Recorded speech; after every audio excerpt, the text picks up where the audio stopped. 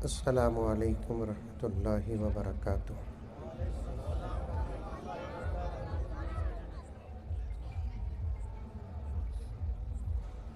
नहमदुहु व नुसल्ली अला रसूलिहिल करीम।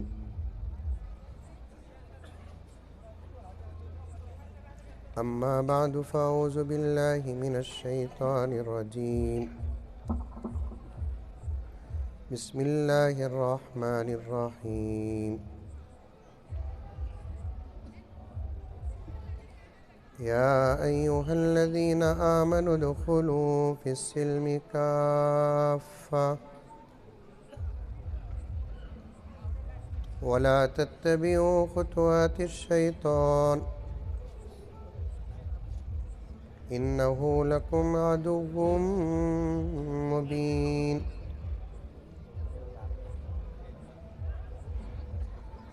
वक़ाल अज़्ज़ व जल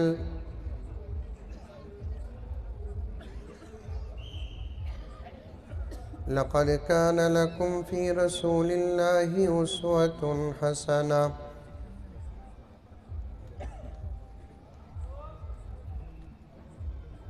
वक़ाल तआला वमा अर्सलनाका इल्ला रहमतल लिल आलमीन।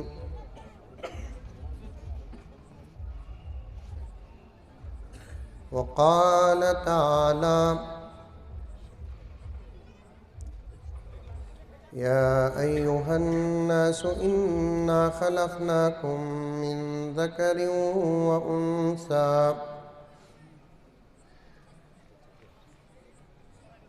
वजअलनाकुम शुऊबन व क़बाइल लितआरफ़ू इन्न अक्रमकुम इंदल्लाहि अत्क़ाकुम। सदक़ल्लाहु मौलानल अज़ीम। अल्लाहुम्मा सल्लि अला सय्यिदिना नबीना मौलाना मुहम्मद व अला आलि सय्यिदिना नबीना मौलाना मुहम्मदिन व बारिक व सल्लिम। अल्लाहुम्मा सल्लि अला मुहम्मदिन बिअददि औराक़िल अशजार व बिअददि अक़्तारिल अमतार व बिअददि दवाबिल बरारि वल बिहार व अला आलिहि व सहबिहि व बारिक व सल्लिम। अल्लाहुम्मा सल्लि अला मुहम्मदिन कमा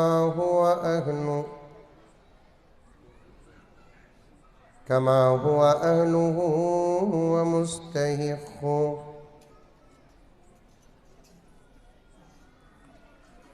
मुअज़्ज़ज़ सामीन किराम, पूरी मोहब्बत के साथ, शौक़ के साथ, उल्फत के साथ, प्यार के साथ, अदब के साथ, एहतराम के साथ, इखलास के साथ दिल की गहराई से एक मरतबा दरूद शरीफ पढ़ लें।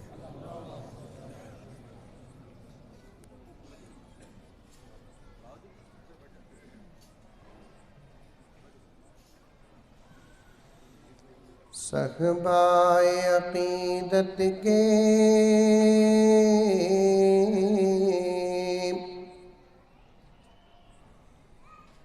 सहबाए अक़ीदत के पैमान हज़ारों हैं। इरफान रिसालत के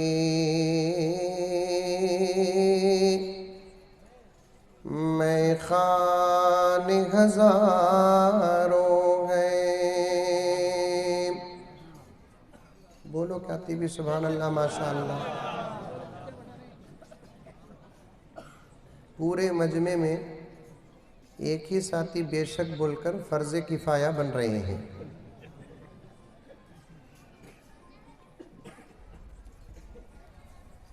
बहुत अच्छे अशार हैं, तवज्जो के साथ सुने, पूरे अदब के साथ। सुभान अल्लाह भी बोलना है तो ज़रूर बोले, बल्कि बोले पूरे अदब के साथ बोले। सखबाए अकीदत के पैमान हजारों हैं, इरफान रिसालत के मैं खान हजारों हैं। दामन में लिए अपने नजराने हजारों हैं। समझते भी जाइए। दामन में लिए अपने नजराने हजारों हैं, कांधे पे कफन डाले मस्ताने हजारों हैं। दुनिया में मोहम्मद के, दुनिया में मोहम्मद के दीवाने हजारों हैं। दुनिया में मोहम्मद के दीवाने हजारों हैं। और एक मर्तबा दरूद शरीफ पढ़ लें। आप हजरात जानते हैं कि मैं बेंगलोर से आया हूँ और मुझे जलसे से फारिग होकर बेंगलोर जाना है फ़ौरन।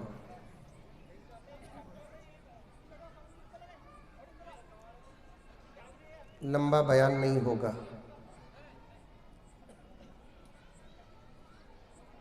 अगर पहले से खाना और नमाज का इंतज़ाम हो जाता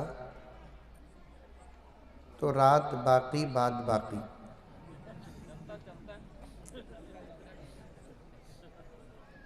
लेकिन अब दो काम हमारे सामने हैं, एक नमाज, आधा मैं ही बोलिया आधा तुम्हें बोलो, खाना।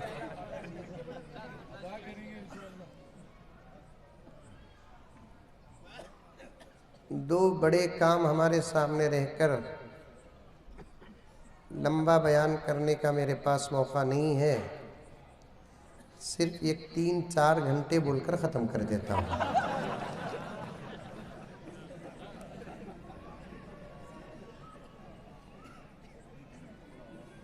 बैठेंगे? ऐसे ही एक छोटा सा मजाक कर लिया।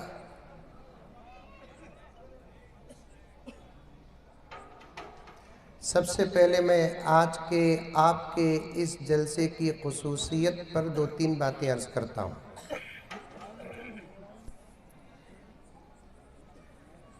वैसे तो मैं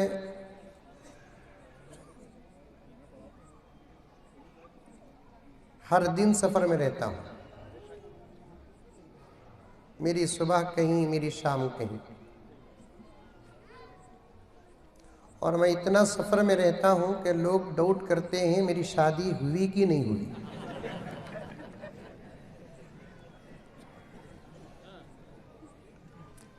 क्योंकि जो लोग हमेशा बाहर रहते हैं एक डाउट पैदा होता है कि उनका घर है कि नहीं है, और जो लोग हमेशा घर में रहते हैं उन पर भी डाउट होता है कि एक काम का है कि बेकार है।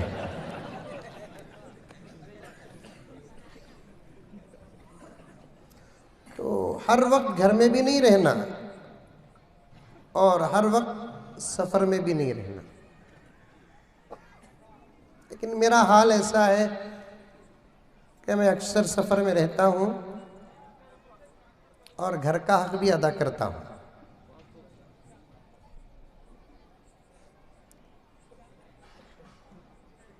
कभी कर्नाटक, कभी तमिलनाडु, कभी गुजरात, कभी महाराष्ट्र, कभी बंगाल, यूपी, बिहार, तेलंगाना, आंध्रा, फिर कर्नाटक के मुख्तलिफ इलाके। अल्लाह ने अपने नबी के सदक़े कुरान मजीद की निस्बत से कुछ खिदमत करने का मौका दिया है। अल्लाह कबूल फरमाए। हम जैसे लोगों के मुताल्लिक़ किसी शायर ने कहा,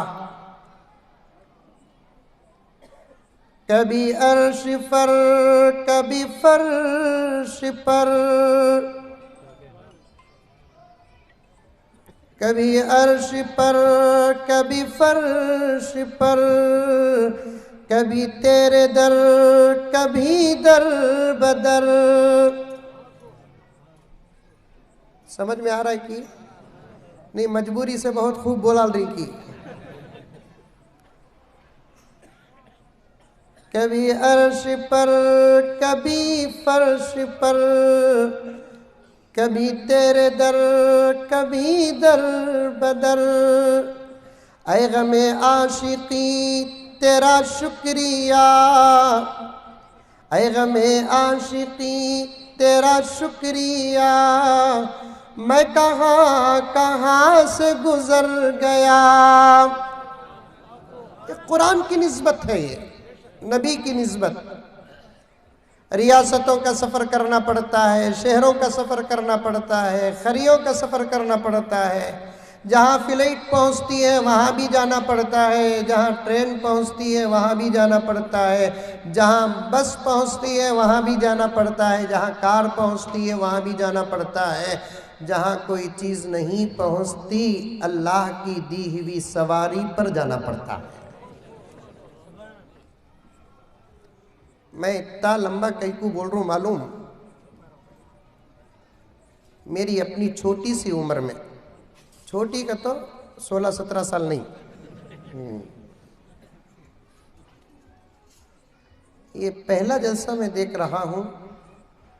अल्हम्दुलिल्लाह सुम्मा अल्हम्दुलिल्लाह, जिसके मुताल्लिक़ मैं ये नहीं कहता कि इस जलसे में हज़रत मौलाना मुनीर साहब बैठे हैं, हज़रत मौलाना मुफ्ती ग़ुलाम यज़दानी साहब बैठे हैं और दीगर उलमा बैठे हैं, अनिल कुमार साहब बैठे हैं, दीपक नारायण साहब बैठे हैं, पृथ्वी राज साहब बैठे हैं, सुनील कुमार साहब बैठे हैं, यसुदास साहब बैठे हैं, अमर कुलकर्णी साहब बैठे हैं, शंकर बाबू साहब बैठे हैं, बसवराज साहब बैठे हैं, नागप्पा साहब बैठे हैं, अनिल साहब बैठे हैं।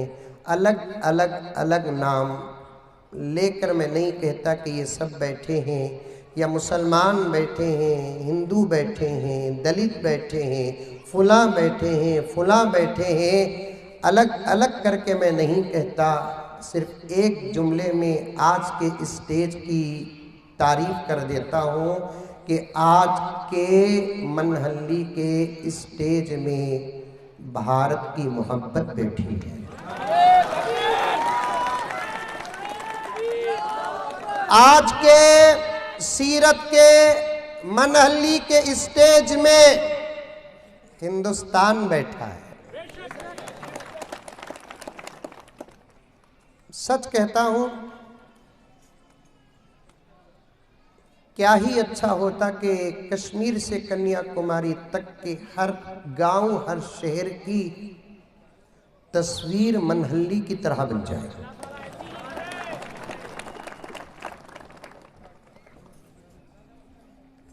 दिल से कह रहा हूं।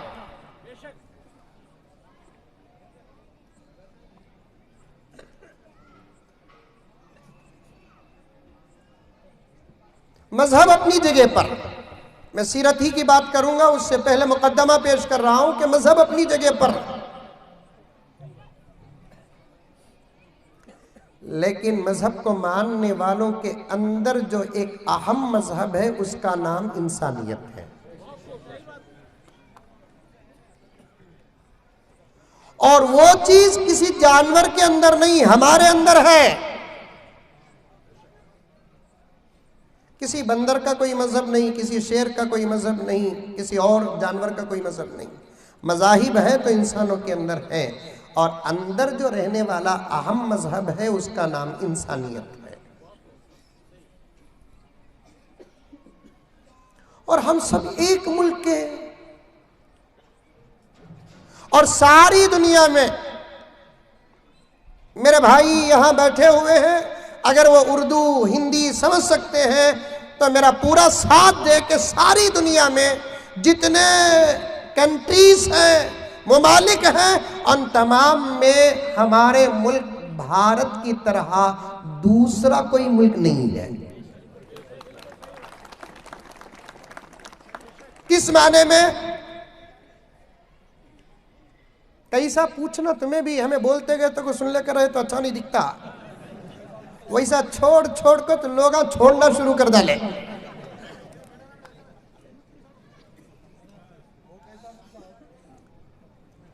अमेरिका है, सऊदी अरब है, जापान है, चाइना है, फ्रांस है, बर्तानिया है, और भी कुछ मुल्क हैं। अब मैं पूरे मुल्कों का नाम अगर गिनता जाऊं तो पूरे 4 घंटे यही खत्म हो जाएंगे। उसमें महान हमारा मुल्क इंडिया, भारत, हिंदुस्तान है। आप भारत कहो, इंडिया कहो, हिंदुस्तान कहो, आजकल एक हवा चल रही है, लोग हालात तो नहीं बदलते, नाम बदलते हैं। नहीं साहब, मुझे मुज़म्मिल बोलेंगे तब भी मैं मुज़म्मिलित, मुझे गुलाम यज़दानी बोलेंगे तब भी मैं मुज़म्मिलित।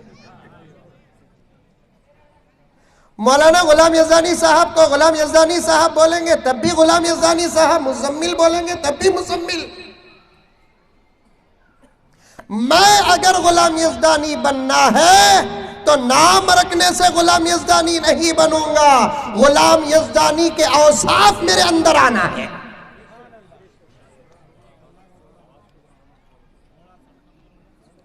अरे चुपके बैठो भाई, किसी को ज्यादा किसी को कम, सब खामोश बैठो, जितना सुनने आता उतना सुनो बस। वही बात, कौन ती भी ज्यादा करो कहता, कौन ती भी कम करो कहता, बना हुआ ऑपरेटर की हालत घर की बहू की हो जाती है। तो क्या करेंगे?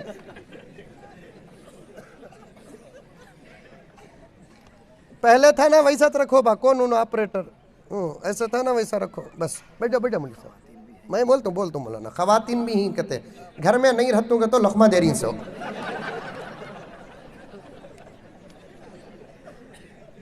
अब रहे तो मैं क्या करूं, रिश्ता पूछूं क्या? अभी मैं तकरीर शुरू करा नहीं, इतने लखमे दिए तो मैं क्या करूं रे बाबा।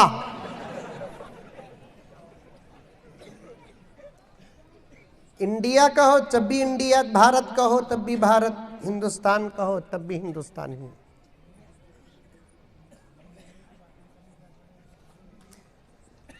इंग्लिश में इसे क्या बोलते? पेन। उर्दू में इसे क्या बोलते? कलम। अगर आप में से कोई ये कहता है कि आज से इसका नाम पेन नहीं, इसका नाम कलम है, तो मैं उसे अक्लमंद कहूं कि बेवकूफ? मैं ही बोला नहीं, तुम्हें बोले सब बाबा।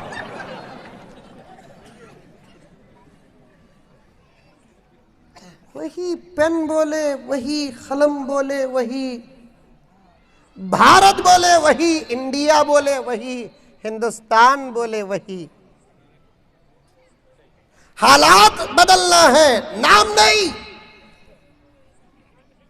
और सारी दुनिया में पॉइंट नोट करो, सारी दुनिया में 200 से ज्यादा कंट्रीज हैं, उन तमाम कंट्रियों में सिर्फ एक मुल्क हमारा हिंदुस्तान ऐसा है, उसके जैसा दूसरा कोई नहीं है। कैसे? क्या हजरत अमेरिका भी नहीं? क्या अमेरिका भी नहीं? अरे हजरत, हमारे मुकद्दस जमीन का नाम अरब है, जिससे हमारा आस्था जुड़ा हुआ है, जहां हमारा मक्का है, जहां हमारा मदीना है, जहां हमारा नबी है, जहां हमारा अल्लाह का पहला घर है, ईश्वर का पहला घर है, गॉड का पहला घर है, अल्लाह का पहला घर है, जिसे देखना हम अपनी किस्मत समझते हैं। और वो जिस जमीन में है उसको अरब कहते हैं। वो भी हमारे भारत जैसा एक हैसियत से नहीं है। क्यों? क्या है हमारे भारत में जो किसी मुल्क में नहीं है? सुनो, नोट करो कि दुनिया के तमाम मुल्कों में सिर्फ 1 या 2 या 3 या 4 या 5 किस्म के मजहब के लोग रहते हैं। हमारे मुल्क में 1000 किस्म के मजहब के लोग रहते हैं।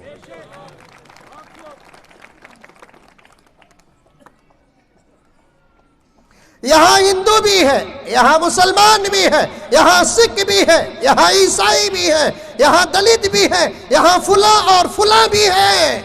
इतने मजहब के लोग एक साथ किसी मुल्क में हो और वो भी प्यार और मोहब्बत के साथ हो, ऐसा कोई मुल्क नहीं है। अमेरिका मालूम?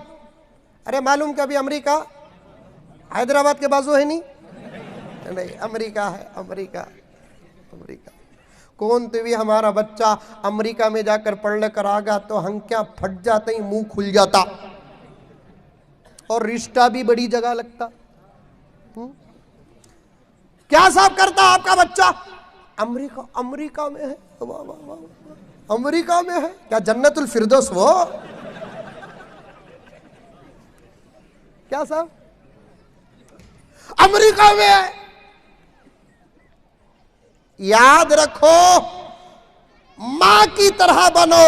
ऐ हिंदुस्तानियों, मां की तरह बनो। मतलब क्या है? बाहर का बच्चा कितना खूबसूरत रहा तो भी मां को अपने बच्चे से खूबसूरत बच्चा कोई नजर नहीं आता।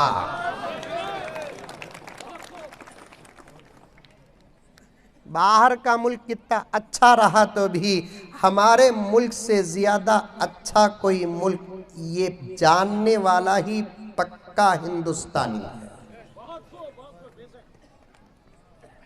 अमेरिका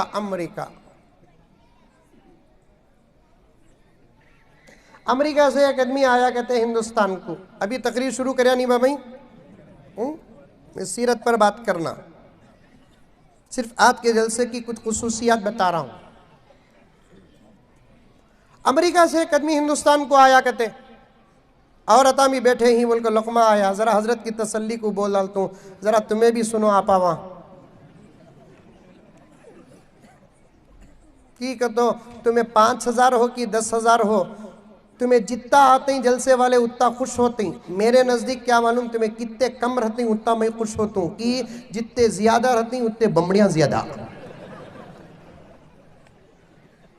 कि ये तो एक जगह औरतें जमा हो जाए और वो भी खामोश बैठे, हो नहीं सकता। हमारे बयान यहां चलता, उसका बयान वहां चलता, सुनने वाले को भी सुनने देती नहीं उन्हें। आओ जी बैठो, अरे बयान सुनो जी, यूट्यूब में आ जाता, सुन लेंगे, बैठो जी। 2 मर्तबा ऑफर देते ही उन्हें भी बैठी। अब उसके बाद उसका बयान शुरू होता। क्या बयान शुरू होता? खैरियत खैरियत, कैसे ही तुम्हारी दुआ बहुत अच्छी हूं, तुम्हारे सास कैसे ही, सडन स्टेट बदल जाते। ये एक दूसरे की बात करते करते गए सास की तरफ, सास कैसे है, तो फौरन उन्हें बोलती अल्लाह का फजल करो मना में इंतकाल होगा। वो भी इंतकाल होगा, बोलती अल्लाह के फजल के साथ, ईश्वर की दया। अल्लाह का फजल अरबी में एक जुमला आता है, उसका तर्जुमा होता है ईश्वर की दया। ईश्वर की दया से सास का इंतकाल होगा। किसी का मरना दया बोलेंगे तो फिर वो कितनी पवित्र औरत हो सकती है। मरने को दया नहीं बोलते, मरना तो हमारे से जुदा होने की एक बात होती है ना। गहराई में जाएंगे तो वो एक दया है, वो एक अता है, वो एक नेमत है अपनी जगह पर। सुनो मेरी माएं और बहनें, तुम भी सुनो। अपने बच्चों के अंदर ईमान पैदा करो, अपने बच्चों के अंदर आमाल पैदा करो, अपने बच्चों के अंदर मुल्क की तारीख बताओ और पैदा करो, और अपने बच्चों के अंदर हिंदुस्तान की तारीख बताओ और पैदा करो, मुल्क की मोहब्बत पैदा करो और अपने बच्चों की ऐसी तरबियत करो। अगर वो मुसलमान है तो उसे टीपू सुल्तान बनाओ, अगर वो हिंदू है तो उसे गांधी और नेहरू बनाओ। बनाओ और उसके अंदर मोहब्बत पैदा करो, अदब पैदा करो, तमीज पैदा करो, अखलाक पैदा करो, देने वाला हाथ उसकी पहचान पैदा करो।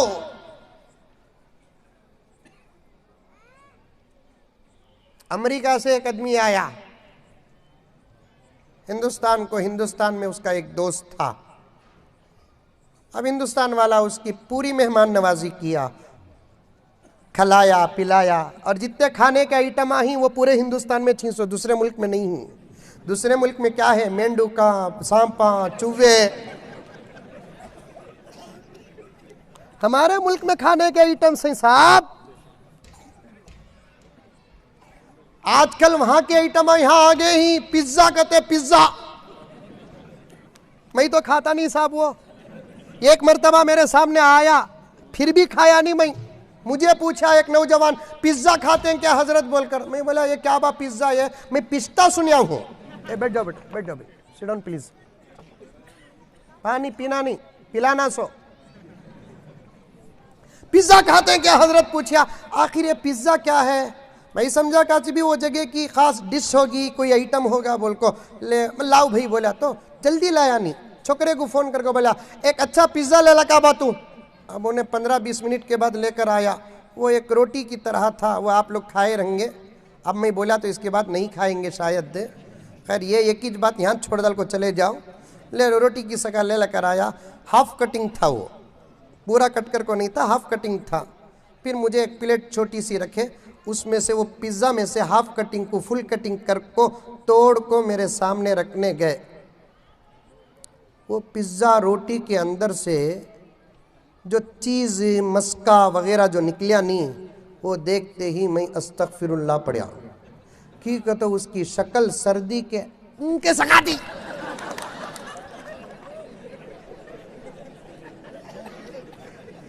चीज़ा खाए तो देखने में भी अच्छे रहना, खाए तो मजे में भी अच्छे रहना। जितने खाने के आइटम ही वो हमारे मुल्क भारत में है।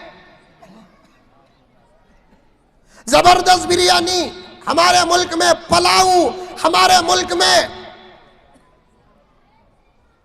वेजिटेबल नॉनवेज हमारे मुल्क में।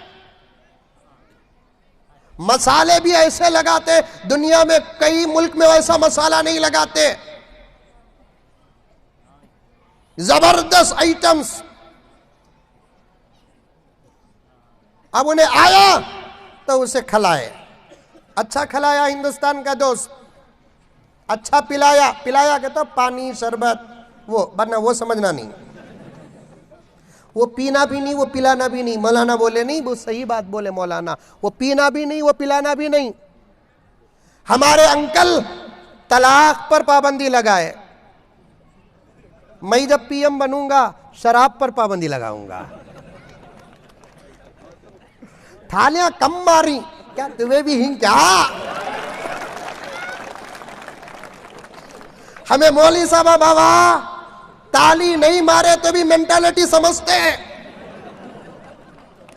सुभान अल्लाह नहीं बोले तो भी मेंटालिटी समझते हैं। सब बातें बोले तो तालियां मारे, शराब पर पाबंदी के तो जर्रे लोग तालियां मारे क्या, लेरिंग क्या।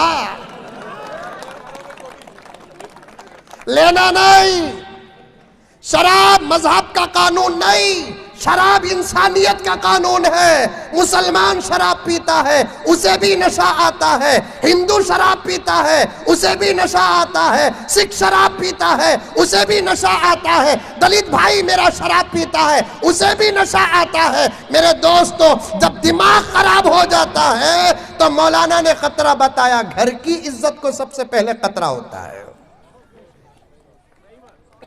दिमाग खराब होता है, बीवी और मां की पहचान खत्म।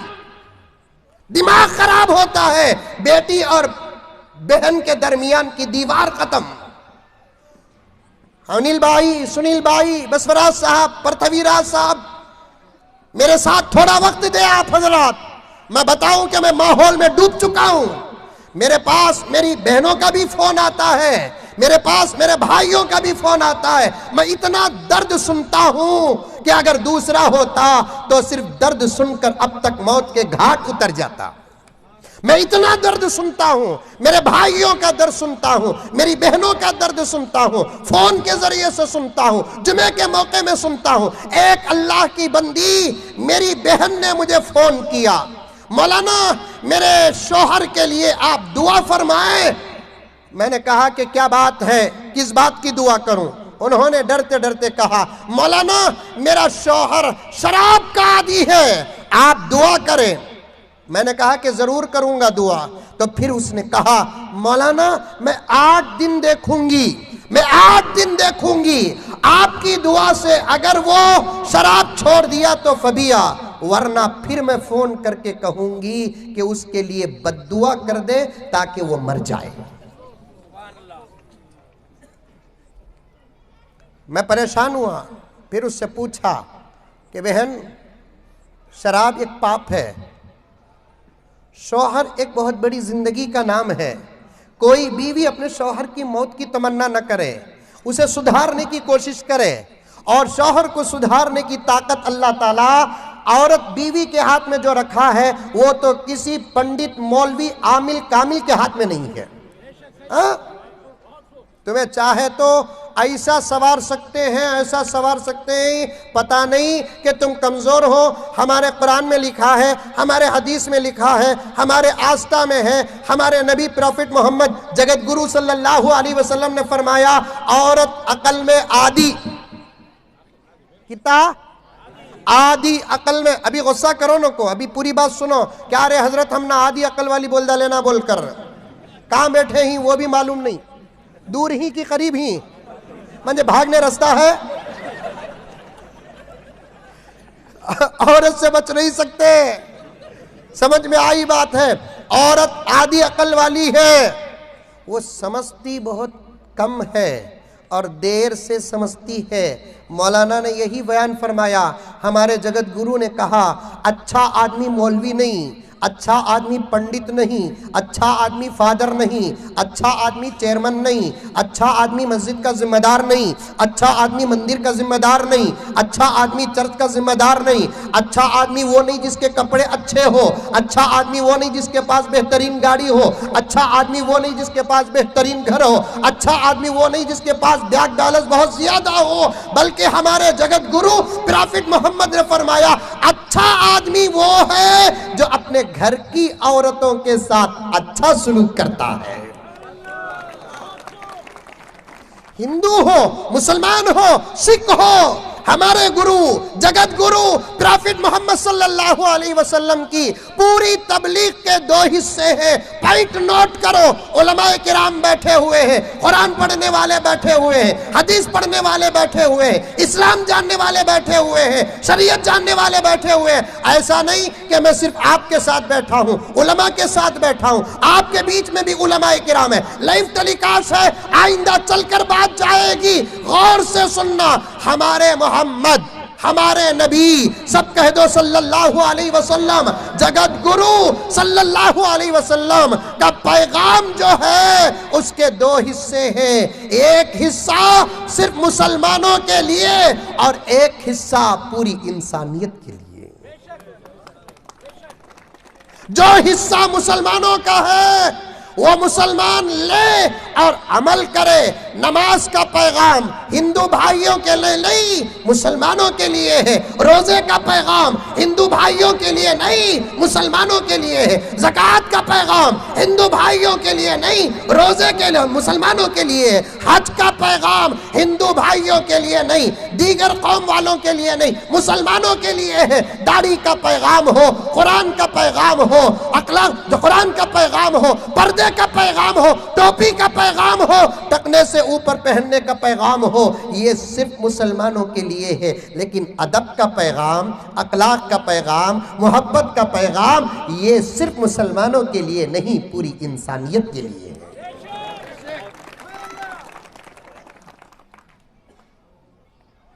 घर वालों के साथ अच्छा रहना, क्योंकि मनहल्ली में मैं आज बात कर रहा हूं तो सिर्फ मेरे मुसलमान भाइयों से बात नहीं कर रहा हूं, मेरे हिंदू भाइयों से भी बात कर रहा हूं। और मुझे इंतजार रहेगा, आप में से किसका नाम क्या है मुझे नहीं मालूम, मैंने नोट किया है, मुझे इंतजार रहेगा कि आज मैं मुसलमानों की दावत पर आया हूं। मैं या मुफ्ती साहब या दीगर उलमा इस बात का इंतजार करेंगे, मंच तुम्हारा रहेगा, स्पीच हमारी रहेगी। मुझे इंतजार रहेगा। मैं किसी गांव की दावत का इंतजार नहीं करता, किसी शादी की दावत का इंतजार नहीं करता, किसी के बर्थडे तो है नहीं हमारे हमारे धर्म में बर्थडे। आजकल मैं भी इंग्लिश अच्छी बोलने लगा हूं। पहले बोलता था, आपका नाम क्या है?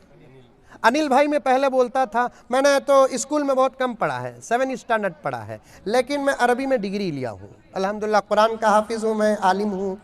समझ में आई बात है, आप भी समझते होंगे। स्कूल में बहुत कम पढ़ा हूँ, उर्दू मीडियम में पढ़ा हूँ और इंग्लिश बहुत कम पढ़ा, बाद में चलते चलते थोड़ा थोड़ा सीख गया, लेकिन वर्ड्स इस्तेमाल करने में बहुत तकलीफ होती थी, तो मैं बर्थडे को बर्थडे कहता था। अरे टूटी फूटी उर्दू है। एक बच्ची फ़ोन करी, छोटी बच्ची, वो क्या 6वीं या 7वीं पढ़ रही थी। अब भी बोल रहा हूँ बा, तकरीर शुरू करया नहीं मैं। बड़ा मज़ा आ रहा है तो बैठना पड़ेगा मुझे। तो एक छोटी सी बच्ची फ़ोन की, क्योंकि मेरा नंबर पूरा सबको फैल गया है, मुझे मर्द बने भी फ़ोन करते हैं, औरतें भी फ़ोन करते हैं। डरना नहीं तुम लगा, डाउट भी करना नहीं, समझ नहीं। अरे गुरु को भी औरतें फ़ोन करते, क्या बोल कर? गुरु है बाबा, फरिश्ता तो नहीं है। छोटे बच्चे भी फ़ोन करते हैं।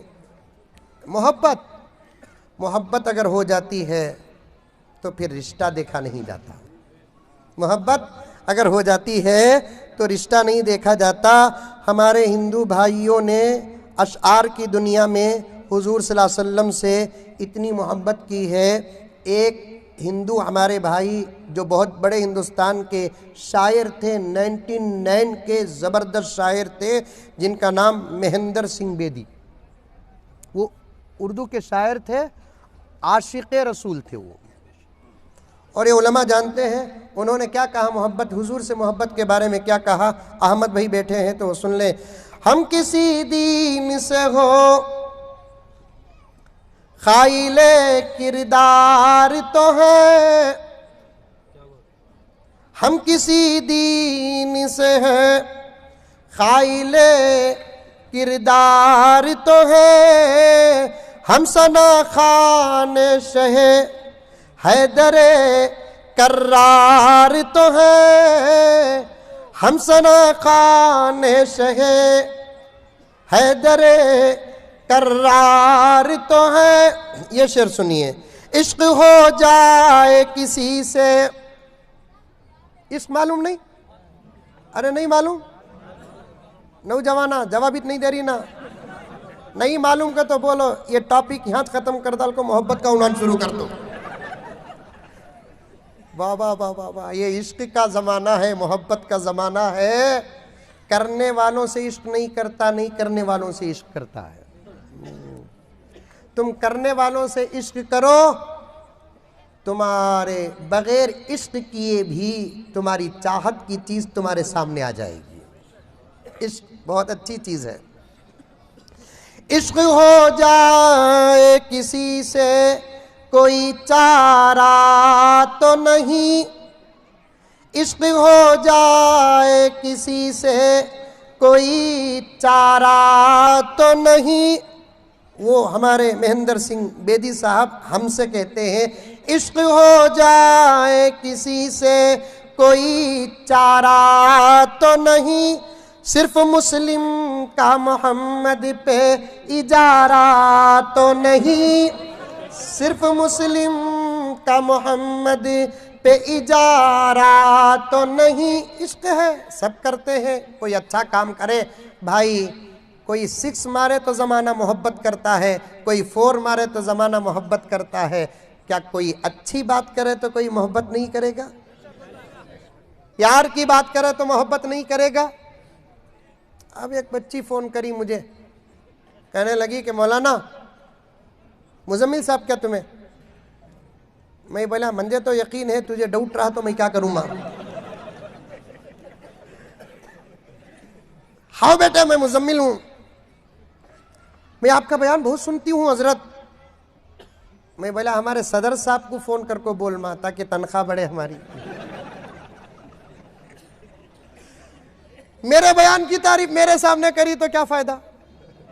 प्रेसिडेंट आप मस्जिद को करना, सैलरी बढ़े। तो फिर उसके बाद कहने लगी कि मौलाना आप वो बयान में इंग्लिश वर्ड्स इस्तेमाल करते हैं, 2-3 गलत बोलते हैं। मैंने कहा आई एम सॉरी। मैं पूछा क्या बेटे वर्ड्स वो जो मैं गलत बोलता हूँ? तो उसने कहा कि मौलाना बर्थडे नहीं मौलाना, बर्थडे। मैं बोला मैं क्लिंटन का भांजा नहीं मां, मुझे उतनी इंग्लिश बोलने की जरूरत भी नहीं। हम बोलेंगे हमारी रियासत की जुबान, हम बोलेंगे हमारे मुल्क की जुबान, हम बोलेंगे हमारे माहौल की जुबान। मुझे बर्थडे की दावत का भी इंतजार नहीं। हमारे नौजवान बर्थडे करते नहीं करते यहाँ। और अब बेंगलुरु को जाते ही बेंगलुरु के पूरे रिश्ते यहाँ लगाते, इतने अच्छे ही ना।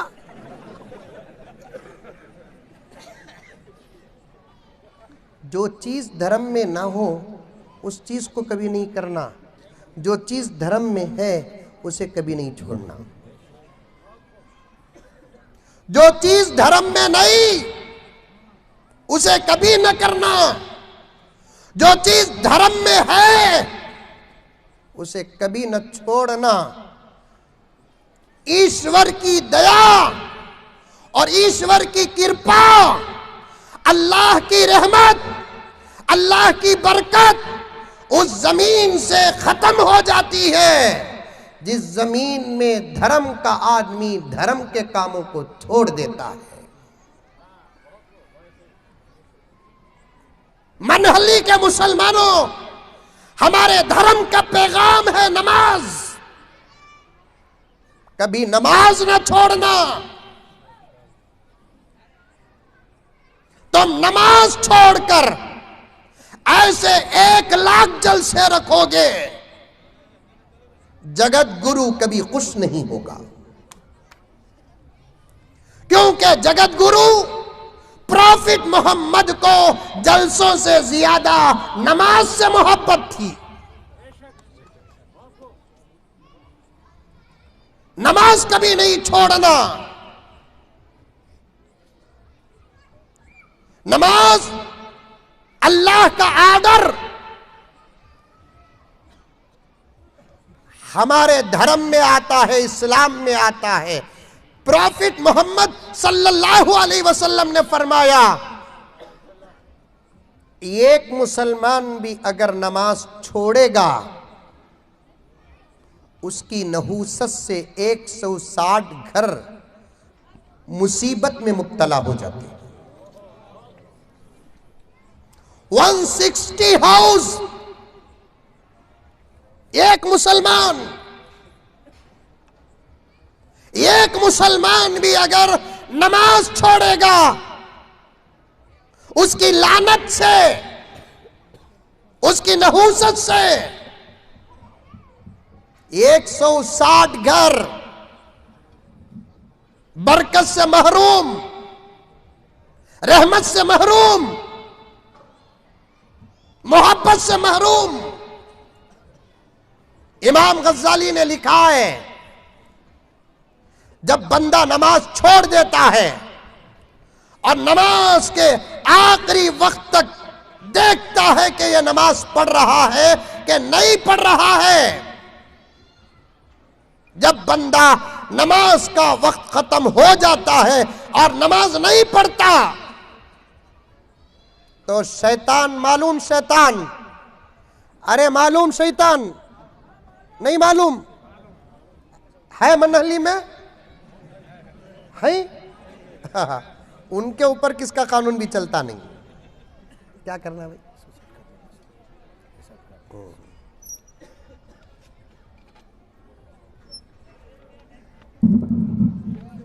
बस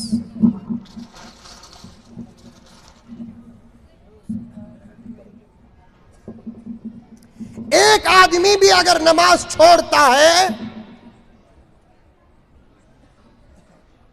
तो आखिरी वक्त तक शैतान देखता है। जब नमाज ही नहीं पढ़ता तो उस बेनमाजी के बाद पास से शैतान क्या बोलता हुआ जाता मालूम? मैं एक सजदा नहीं किया, आज तक अल्लाह की लानत में हूं। तू तो कई सजदे छोड़ दिया, पता नहीं तेरा क्या होगा।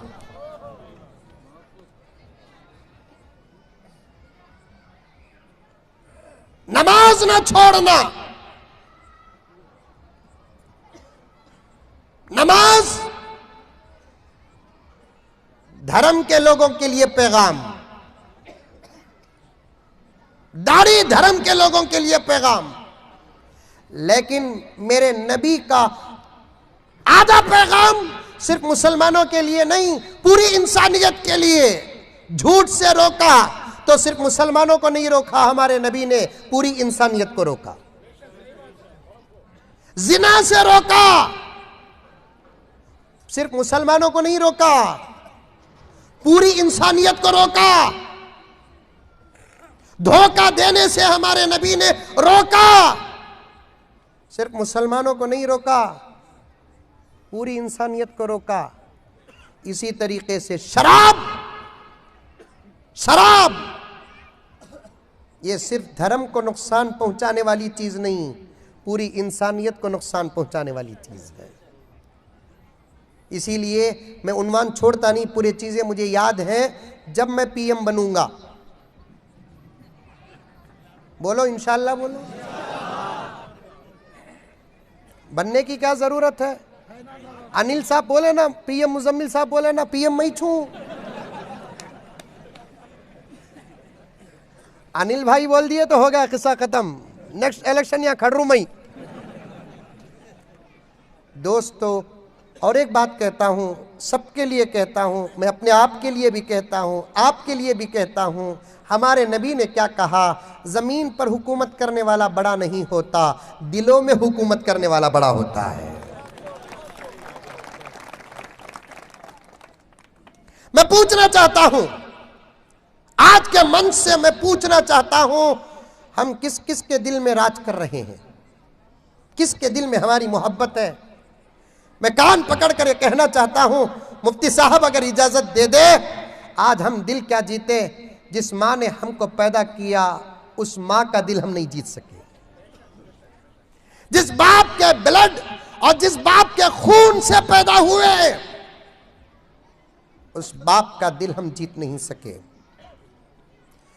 और मेरी बातों को नोट करो, ये बड़े लोगों की दुआ व कृपा से मैं आप तक इस बात को पहुंचा रहा हूं।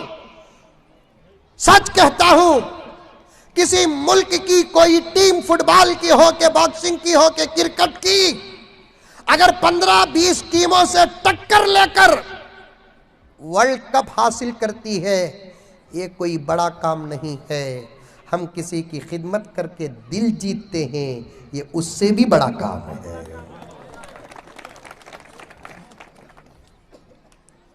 दिल जीतने वाले काम करो।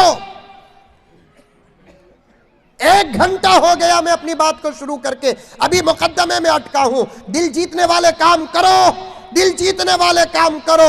आज चारों तरफ से नफरत का व्यापार चल रहा है, दिलों को खराब करने का काम चल रहा है, और उसके लिए पूरी कोशिशें हो रही है। और मुझे अल्लाह की जात से उम्मीद है कि हमारे हाथ में जब तक अनिल भाई, पृथ्वीराज और दीगर ऐसे लोगों का हाथ जब तक रहेगा, हमारा ही कारोबार चलेगा, सामने वाले का कारोबार नहीं चलेगा। दिल जीतने वाले मोहब्बत के काम करो, नफरत को खत्म करो। दिल जीतने वाले काम कौन से हैं बताता हूं, चलो सीरत का पैगाम देता हूं। चलो, दिल जीतने वाले काम कौन से हैं? मेरे आका ने फरमाया, पहला काम दिल जीतने का यह है कि तुम अपने बीच से डिफरेंस को खत्म करो। समझ में आ रही है बात नौजवाना? तुम अपने बीच से डिफरेंस को खत्म करो, इम्तियाज को खत्म करो। मेरे आका ने क्या फरमाया? मेरे आका ने फरमाया किसी अरबी को अजमी पर फजीलत नहीं, किसी अजमी को अरबी पर फजीलत नहीं, किसी काले को गोरे पर फजीलत नहीं, किसी गोरे को काले पर फजीलत नहीं। ख़ियास करते हुए चले जाओ, किसी अमीर को गरीब पर फजीलत नहीं, किसी गरीब को अमीर पर फजीलत नहीं है। फजीलत है तो तकवे वाले को फजीलत हासिल है। आज हमारे दरमियान इम्तियाज है, इम्तियाज है। हम कलर को देखकर रिश्ते कायम करते हैं, दौलत को देखकर रिश्ते कायम करते हैं, ओहदों को देखकर रिश्ते कायम करते हैं। ये बाहर का भी हाल है, ये अंदर का भी हाल है। मेरे आका आए तो फरमा दिया काले गोरे में कोई इम्तियाज नहीं, अमीर गरीब में कोई इम्तियाज नहीं, बड़े और छोटे में कोई इम्तियाज नहीं। और हमारी किताबों में लिखा है कि जिस सफ में अबू बकर बैठता था उस सफ में काला बिलाल भी बैठता था। बल्कि प्रॉफिट मोहम्मद जगत गुरु मोहम्मदुर रसूलुल्लाह, सब कह दो सल्लल्लाहु अलैहि वसल्लम, मेरे आका की मजलिस में सहाबा किराम लाखों के थे। और अरबी लोग आमतौर पर गोरे होते हैं। अरबी लोग क्या होते हैं? गोरे होते हैं। अरब को गए हैं कब भी? अरे उम्रा हज को तो गए रहेंगे, साथ में दुबई को भी गई ही, कब भी दुबई गई ही। आजकल स्कूल की छुट्टियां आई तो हमारे मुसलमान भी कोशिश करते हैं कि दुबई को जाकर आएंगे। मंजे घुग्गू पूछा कब भी दुबई को गए क्या हजरत? नहीं बोला मैं कहीं को दुबई को जाऊँ, मेरे सास का घर है क्या? दुबई को जाने के पैसे रहे तो इंशाअल्लाह मैं उम्रे को जाऊंगा। दुबई को जाने की क्या फजीलत है? लेकिन एक बात है कि वहाँ के लोगों का कलर क्या होता है? आमतौर पर गोरा होता है। समझ में आई बात? अक्सर अरबी लोग गोरे होते हैं। और उसी अरब का एक इलाका है सूडान, वहाँ के लोग काले होते हैं। और एक इंसान की फितरत है, फितरत, फितरत बोले तो एक आदत, तबीयत, क्या गोरेपन को पसंद करता, कालेपन को पसंद नहीं करता। समझ में आई बात है? और वो काला कलर किसके अंदर रहा तो भी पसंद नहीं करता, हत्ता के बच्चे के अंदर, खुद के बच्चे के अंदर रहा तो भी दिल जरा छोटा हो जाता। इसके वास्ते किसका तो भी बच्चा काला पैदा हुआ तो नाम रख डालते चांद पाशा।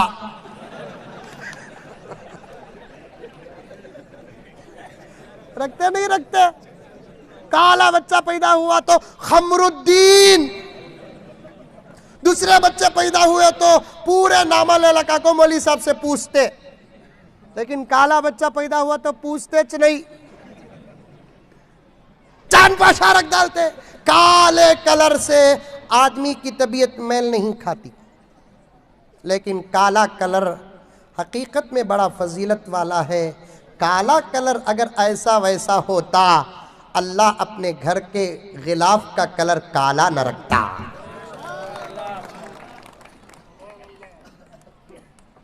काला कलर अगर बुरा होता, अल्लाह तबारक व ताला अपने घर के गिलाफ का कलर काला न रखते।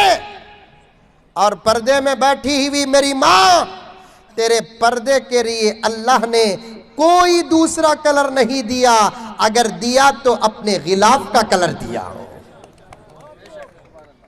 इसके वास्ते तो उलमा फरमाते हैं औरत बुर्का पहने, इस्लाम में बुर्का जरूरी, इस्लाम में बुर्का जरूरी।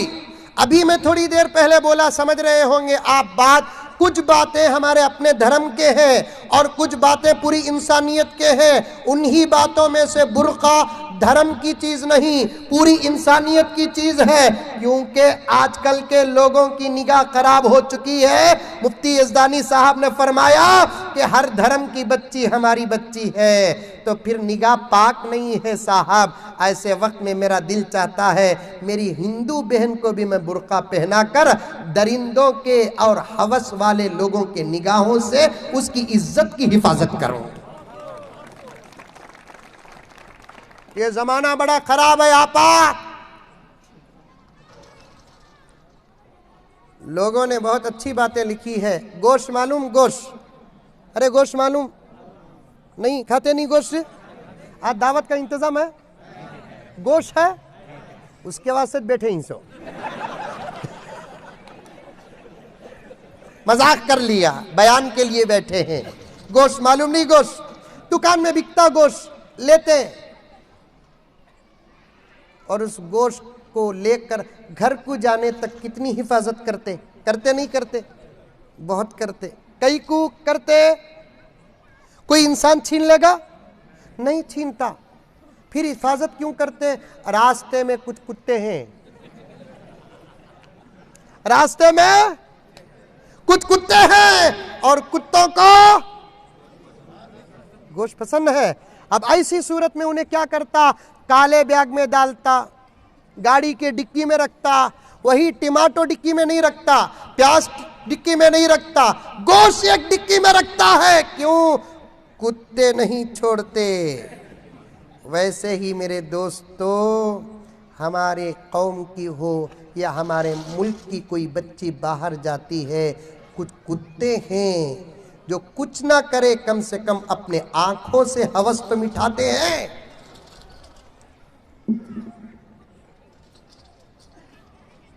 एक साहब खाली दुकान से हड्डियां ले लको गए, कहते हड्डियां सूप बनाने। वो हड्डियों के शेरवे को हमारे बेंगलुरु में सूप बोलते हैं, यहाँ क्या बोलते हैं? यहाँ भी सूप बोलते हैं। फिर भी आशिका ही सुबह से लेकर अब तक का कौन भी पिलाया नहीं ना। हड्डियों का जो सूप बनता नहीं, वो हड्डियां लेकर जाले कर थे, उसे भी हिफाजत कर ले को जाले कर थे। तो फिर किसी साहब ने पूछा, क्या ये इतनी हिफाजत से लेकर जा रही ना तुम्हें? तो हड्डियां लेकर जा रहा हूं सूप बनाने के लिए। अरे हड्डियां का तो इतनी हिफाजत करने की क्या जरूरत है? तो उस साहब ने क्या कहा? अरे कुत्तों का जमाना बदल गया, गोश्त तो गोश्त, हड्डी भी नहीं छोड़ते। मैं कहता हूं दरिंदों का जमाना बदल गया, जवान तो जवान, बुड्ढी भी नहीं छोड़ते।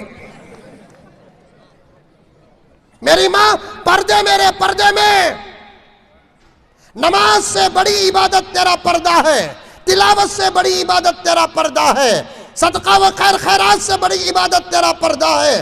कभी तू पर्दे के बगैर बाहर ना निकल, कोई देखने वाला हो तब भी तू पर्दे के साथ बाहर निकल, कोई देखने वाला ना हो तब भी तू पर्दे के साथ बाहर निकल। क्योंकि अल्लाह की नेमतों में से तुझे एक नेमत मिली है, उसका नाम है बुरखा, उसका नाम है बुरखा। और वो बुरके के अंदर 3 पॉइंट होना चाहिए। एक बुरका काला, दूसरा बुरका ढीला, तीसरा बुरखा मोटा कपड़ा। काला होना, ढीला होना, मोटा होना। आजकल बुरकों में भी ऐसा फैशन आ गया, ऊदा, सफेद, पीला, रेड, ब्लू, ग्रीन, और इतना बारीक रहता कि अंदर का ड्रेस नजर आता। मंजे नोट करना नहीं, तुम्हें कहां देखे बोलकर। अरे मैं डॉक्टर बाबा, इलाज करा तो मरीज का पूरा जिस्म देखना पड़ता। हमें मौली साहब हालात बोलना का तो बोलना पड़ता। हमें बुरकों के दुकान को गए तो वहां दिखे सो बुरके, वहां पूछे तो बुरके वाले बोले सो। हमारे ऊपर डाउट करो न को। हम ना जितना नोट करते तुम्हें तुम्हारे बच्चों को नोट कर लेते, तुम्हारे घर का बच्चा टीपू सुल्तान होता। हम ना जितना नोट करते उतना तुम्हारे घर के बच्चियों पर तुम्हें नोट करते, तुम्हारे घर की बच्ची राबिया बसरिया होती। मौली साहब पर बड़ा नोट। अब भी नमाज शुरू कर को 2 दिन नहीं हुआ, मौली साहब की इजार देखता, ऊंची है कि नीचे है कि बोलकर नहीं करना। पतला अंदर का ड्रेस नजर आता है। और एक बात बुरकों में आ गई आपा, कि वो बुरकों को तुम ड्रेस की तरह घाटियां भी डालते हैं। उलमा ने मकरूह तहरीमी करार दिया है। ढीला होना, हलते रहना। बुरके का मकसद ही क्या है? तेरी जीनत भी छुप जाए, तू भी छुप जाए, तेरा लिबास भी छुप जाए। आजकल के बुरके ऐसे हैं कि उस बुरके को एक बुरके की जरूरत पड़ती है। पर्दे में रहो औरतें, पर्दे में रहो। तुम्हारी ईमान के बाद सबसे बड़ी इबादत का नाम है पर्दा। वरना उलमा बैठे हैं, पूछ कर देखो, बेपर्दा औरत की नमाज अल्लाह कबूल नहीं करते, बेपर्दा औरत का उम्रा कबूल नहीं करते, बेपर्दा औरत का हज कबूल नहीं करते, बेपर्दा औरत का कोई जिक्र अल्लाह कबूल नहीं करते, बेपर्दा औरत की कोई इबादत अल्लाह ताला कबूल नहीं करते।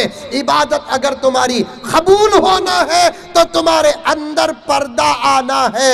सबसे पहली बात यह है, आज के सीरत के पैगामों में से एक पैगाम मेरी माँ और बहनों को देना चाहता हूं, तुम बगैर किसी जरूरत के घर से बाहर ही मत निकलो। ये तुम्हारा तकवा है, तकवा है, तकवा है। मेरे भाइयों से भी गुजारिश करता हूं, ये कीमती चीज है। दुनिया क्या कहती है छोड़ो, दुनिया कहती है औरतों को हुकूक दो, दुनिया कहती है औरतों को मर्दों के लेवल पर लाकर खड़ा कर दो। हमारा धर्म इसकी इजाजत नहीं देता।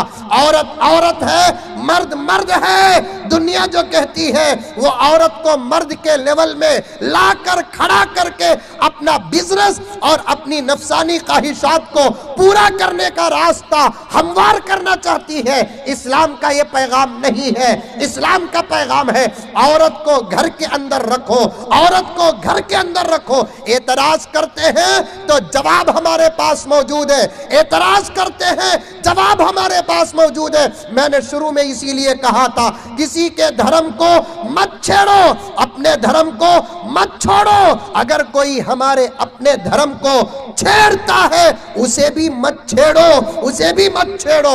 आज दुनिया कहती है अरे इस्लाम औरतों पर जुल्म करता है, इस्लाम औरतों पर जुल्म करता है। मेरे भाइयों, इस्लाम ने औरतों पर जो एहसान किया उसको मैं कितना बयान करूं। आज रिजर्वेशन पास करके झंडे चढ़ाते हैं। आपको मालूम हो जाना चाहिए 1450 साल पहले मोहम्मदुर रसूलुल्लाह ने सबसे पहले औरतों का रिजर्वेशन पास किया। यूसीकुमुल्लाहु फी औलादिकुम लिज़्ज़करी मिस्लु हज़्ज़िल उन्सैन, ये औरतों के लिए रिजर्वेशन है। फली उम्मिही सुलुस फली उम्मिही सुदुस, कुरान की आयत का एक जुज है। माँ को प्रॉपर्टी में हिस्सा मिलेगा। ये औरतों का रिजर्वेशन है जो इस्लाम ने 1450 साल पहले पास किया। बेटियों को लड़कों के मुकाबले में एक हिस्सा, लड़कों को 2 हिस्सा, ये औरतों को इस्लाम ने रिजर्वेशन में पास किया है। बीवी को तो एक जमाने में प्रॉपर्टी में हिस्सा नहीं देते थे, इस्लाम आया औरतों को प्रॉपर्टी में हिस्सा रखा, बीवी को हिस्सा रखा और कहा कि बच्चे पैदा नहीं हुए पूरी प्रॉपर्टी का 1/4 देना पड़ेगा, अगर बच्चे पैदा हो गए तो पूरी प्रॉपर्टी का 1/8 देना पड़ेगा। ये इस्लाम ने रिजर्वेशन पास किया है।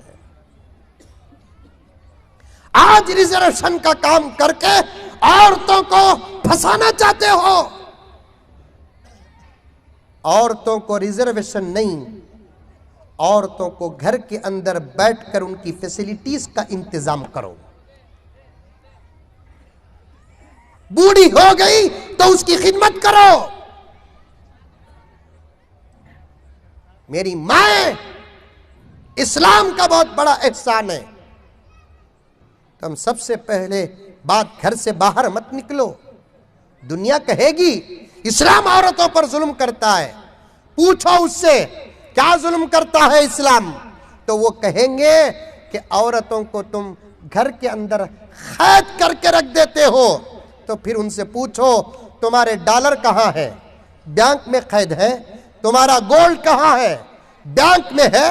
तुम्हारा गोल्ड कहाँ है, घर की तिजोरी में है। तुम्हारा सिल्वर कहाँ है, घर की तिजोरी में है। तुम्हारे हीरे जवाहरात कहाँ है, घर के अंदर है, लाकअप में है। तुम्हारे प्रॉपर्टियों के कागजात कहाँ है, बिल्कुल अंदर छुपा कर रखे हैं। फिर उनसे पूछो वो गोल्ड को तुम दूसरे मटेरियल के साथ क्यों नहीं रखते, वो सिल्वर को तुम दूसरे मटेरियल के साथ क्यों नहीं रखते, और घर के प्रॉपर्टी के, एग्रीमेंट के, रजिस्टर के कागजात को तुम डेली अखबार के साथ क्यों नहीं रखते? सामने वाला जवाब देगा, साहब ये मामूली चीज नहीं है, ये कीमती चीज है, इसे इधर उधर नहीं रखते, इसे हिफाजत के साथ रखते हैं। तो फिर जवाब दो कि हमारे धर्म में औरत बहुत कीमती चीज है, उसे इधर उधर नहीं रखते, पूरी हिफाजत के साथ अंदर रखते हैं।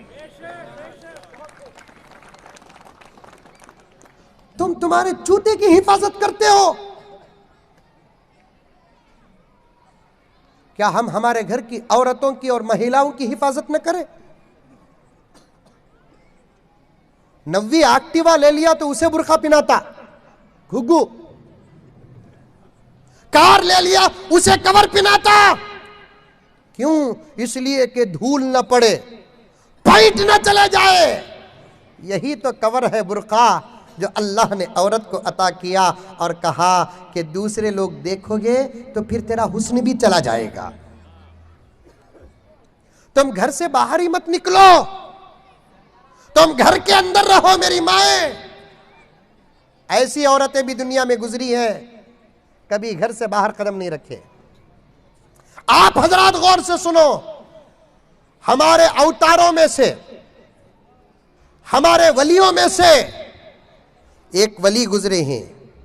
10-12 मिनट में बात खत्म कर देता हूं, अभी आगे जाना है। वो अमेरिका के दोस्त का किस्सा बोलना है। भूल गए क्या तुम लगा? नहीं। जिनका नाम मोहम्मद बिन सीरीन। क्या नाम? Mohammad bin Sirin. आज औरत बेपर्दा होती बोले तो मेरे भाइयों मैं तुमको दोष करार देता हूं। तुम्हारे अंदर पर्दे की मोहब्बत होती तो तुम्हारे घर की औरत पर्दे में रहती। तुम्हारे भी हालत ऐसे ही, शादी कर ले को, 2 व्हीलर में बिठा ले को, पूरा हैदराबाद फिरा को बताता, देखो मेरी वाइफ कैसी है। हमारे अब्बा जकरिया साहब वो भी गुरु थे, वो बोलते थे कि बीवी समझा कि हज्जाम का आईना समझा, जो चाहे आकर देख ले। बीवी समझा कि हज्जाम का आईना समझा। मेरी माए, सैयदा फातिमा का पर्दा सीखो। पर्दा, सैयदा फातिमा इतनी बापर्दा थी, रिवायत पर उलमा का इख्तलाफ है, लेकिन फातिमा के पर्दे पर किसी का इख्तलाफ नहीं है। एक दिन सुबह को मदीने मुनव्वरा में सूरज तुलू नहीं हुआ, सहाबा परेशान नबी की खिदमत में हाजिर हुए, अर्ज करने लगे, या रसूल अल्लाह क्या आज क़यामत है?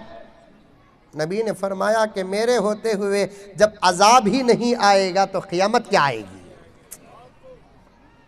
अल्लाह ने मेरे नबी को बार बार उम्मत के लिए डरते, जोर से बारिश आगे तो आका डरते, जोर से तूफान आता तो आका डरते, बिजलियां गरजती तो आका डरते, जोर से हवा चलती तो आका डरते, कहीं क़यामत नहीं आई। बार बार नबी के डरने को देखकर अल्लाह ने जिब्राइल के जरिए से आयत उतार दिया, ऐ जिब्राइल जाओ मेरे नबी को यह पैगाम सुना कर आओ, वमा कान अल्लाहु लियुअज़्ज़िबहुम व अंत फीहिम। ऐ पैगंबर, आपको बार बार इतना डरने की कोई जरूरत नहीं। क़यामत तो दूर की बात, जब तक आप जमीन में रहेंगे हमारा अजाब नहीं आएगा। आपके होते हुए यही तो शान थी हमारे मोहम्मद की। सब कह दो सल्लल्लाहु अलैहि वसल्लम। जब भी उम्मत ने अपने नबियों को ठुकराया, नबी के होते हुए अल्लाह का अजाब आया, लेकिन मेरे नबी की शान थी। कुछ लोग मेरे नबी के ज़माने में मेरे नबी की नबुव्वत का इनकार किए, रिसालत का इनकार किए, आपको झुटलाए, लेकिन फिर भी अल्लाह का अजाब नहीं आया, क्योंकि सरापा रहमत ज़मीन में है ना, सरापा रहमत ज़मीन में है ना। मेरा नबी और अल्लाह का अजाब जमा नहीं हो सकते, मेरा नबी और क़यामत जमा नहीं हो सकते। अल्लाह ने तसल्ली दी, ए मोहम्मद आपको डरने की जरूरत नहीं, आपकी उम्मत के बीच जब तक आप रहेंगे अजाब नहीं आएगा। अल्लाह अकबर। आज नबी की सुन्नतों को छोड़ने वालों, टोपियां ना पहनने वालों, दाढ़ियां मुंडाने वालों, सूद खाने वालों, झूठ बोलने वालों, हमारे अपने अपनों की बात करता हूं, मेरी बात करता हूं, यहां बैठे हुए मोहम्मद के गुलामों की बात करता हूं। आज उठे बैठे हम मोहम्मद की सुन्नतों को छोड़ते हो, नबी के तरीके को छोड़ते हो, एक टोपी निकाल देंगे। कौन जमाने में हमको मोहम्मद का गुलाम पहचानेगा? कौन जमाने में हमको मोहम्मद का गुलाम कहेगा? अरे बता दो, टोपी पहनकर बता दो हम मोहम्मद के गुलाम हैं, दाढ़ी रखकर बता दो हम मोहम्मद के गुलाम हैं, मस्जिद आबाद करके बता दो हम मोहम्मद के गुलाम हैं, सच बोल कर बता दो मोहम्मद के गुलाम हैं, हलाल खाकर बता दो मोहम्मद के गुलाम हैं, अदब जमाने को बताकर बता दो मोहम्मद के गुलाम हैं, अखलाक अपने अंदर पैदा करके बता दो हम मोहम्मद के गुलाम हैं, हमारे घर की औरतों को बुर्का पर्दे में रखकर बता दो हम मोहम्मद के गुलाम हैं। आज हम दीन नहीं पहुंचाए इसलिए कि हम खुद दीन पर अब तक अमल नहीं करें।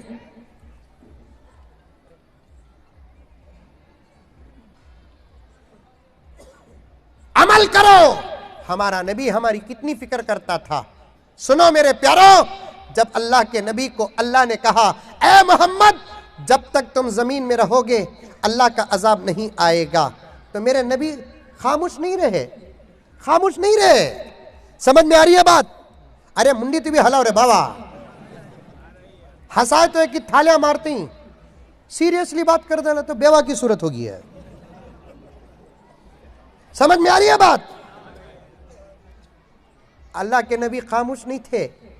चलो अभी अल्लाह की तरफ से मुझे आफर आगा, मैं रहे तक अल्लाह का अजाब आता नहीं कहते, खामोश नहीं रहे। अल्लाह के नबी पूछने लगे, अल्लाह मैं रहे तक अजाब नहीं आता तो क्या फिर मेरे बाद अजाब आएगा? मेरे बाद पैदा होने वाले भी मेरी ही तो उम्मत है। क्या मोहब्बत है। आज जलसा करके हमें खुश हो रहे हैं, हुजूर की मोहब्बत का हक अदा कर रहे हैं। हक नहीं अदा कर रहे हैं, मोहब्बत का एक खतरा पेश कर रहे हैं।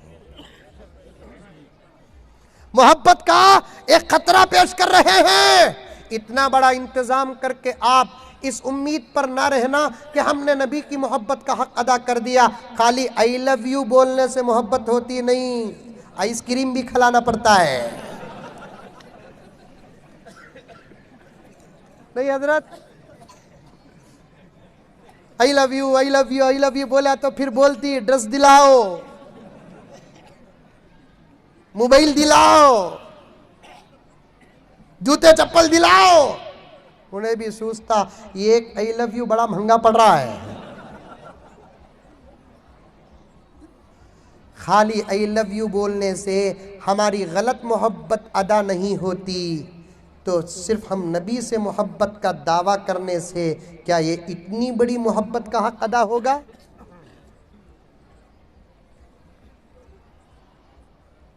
बड़ी मोहब्बत करते थे आका हमसे, आका बड़ी मोहब्बत करते थे हमसे। कल ही मैंने बिदर के एक इलाके में एक वाकया बयान किया। सैयदा फातिमा अल्लाह के रसूल के घर जाती है। अल्लाह मेरे 10 मिनट में बरकत अता फरमा दे, मुझे सुबह को बेंगलुरु पहुंचना है। सैयदा फातिमा अब्बा के घर जाती है, दरवाज़ा खिटखिटाती। पहले ज़माने में दरवाज़ा मारना था सो, अब तो इतनी दौलत आ गई है, आ हा सब टेक्नोलॉजी। खाली दरवाजे के पास खड़ गए तो मालूम हो जाता कि दरवाजे के बाहर कौन सा फरिश्ता खड़ा है। खाली खड़े तो नहीं, खड़ते ही अंदर आवाज भी आ जाती। क्या आती आवाज? एक खूबसूरत लड़की की आवाज आती, अस्सलामु अलैकुम, बराए मेहरबानी दरवाजा खोलिए, इनके बाप का घर। आते ही खोल डालना। क्या जुल्म है देखो साहब। नहीं, हमारे नबी फरमाते हैं किसी के घर जाओ तो दरवाज़ा मारो, फिर दरवाजे से हिट जाओ। हा कह दो सुभान अल्लाह। दरवाज़ा मार डालना, फिर बाजू आपको खड़ जाना। क्यों? हो सकता कि घर के अंदर का मालिक दरवाज़ा खोले, तुम्हें सामने खड़े रहे, तुम्हारी नज़र घर के अंदर पड़ जाए, किसी औरत पर पड़ जाए, ये भी खियानत में दाखिल है। दरवाजा मार डाल को रत्ती साइड में आको खड़ना बोला तो यहाँ मार डाल को वहां जाको खड़ना नहीं है। माना उन्हें दरवाजा खोलने वाला देख डाल को कौन की शैताना मार रही मुल्को, उन्हें आमिना के पास जाता। अम्मा आयशा रजी अल्लाह ताला अन्हा पूछती है, कौन? सैयदा फातिमा जवाब देती है, अम्मी जान तुम्हारी बेटी फातिमा आई है। हुजूर के घर का हाल क्या था? हुजूर सल्लल्लाहु अलैहि वसल्लम घर के अंदर रहे तो हुजूर ही दरवाज़ा खोलते थे। इसीलिए फुक़हा फरमाते हैं तुम्हें घर में रहे तो तुम्हें दरवाज़ा खोलना, घर की औरतों को नहीं बोलना जाको दरवाज़ा खोलो बोलकर। देखो कितना पर्दा इस्लाम में। इन्हें फिरौन सोए सका पलंग में सोले को रहता, बेल बजी तो गे तेरा जाको देख कौन आया है, मंजे पूछे तो नहीं बोला। चल रहा नहीं चल रहा? अब उन्हें जाको दरवाजा खोलती, मर्द का दोस्त सलाम वालेकुम, अरे भैया तुम्हें है क्या, मोहब्बत से बात करती है। हाँ 14वीं का चांद।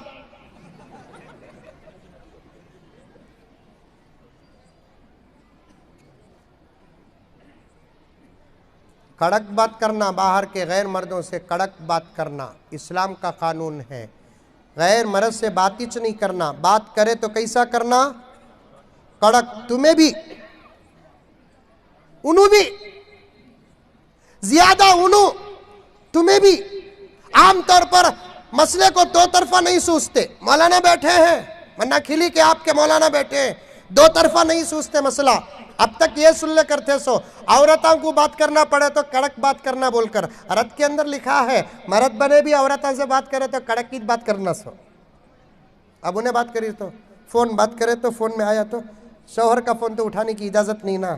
हमें तो फ़ोन को इतनी हिफाजत करते हैं उतना तो एक दूसरे की भी हिफाजत नहीं करते। शौहर के फ़ोन को बीवी नहीं उठाना, बीवी के फ़ोन को शौहर नहीं उठाना। खुला उन्हें बोलती, मैं फैसले भी करता हूँ बेंगलुरु के अंदर, बराबर बोलती मेरे फ़ोन को कहीं कुछ टच करते सो तुम्हें। मैं बोलता दीवानी क्या तू, तुझे टच कर सकता है इन्हें, तेरे फ़ोन को नहीं करना। वैसा बोलकर शौहर का फोन आया, शौहर का भी बाथरूम को जाकर रहा, उठाने का मौका मिल गया, चोरी अटक भी सकती है। फौरन उठा कर बात करे तो कैसा बात करना, हेलो वहां से सलाम आता, अस्सलाम वालेकुम, वालेकुम सलाम, वाह कड़क सलाम। कौन? उसके हाथ से मोबाइल गिर जाना। मैं मुजम्मिल बोल रहा हूं सो।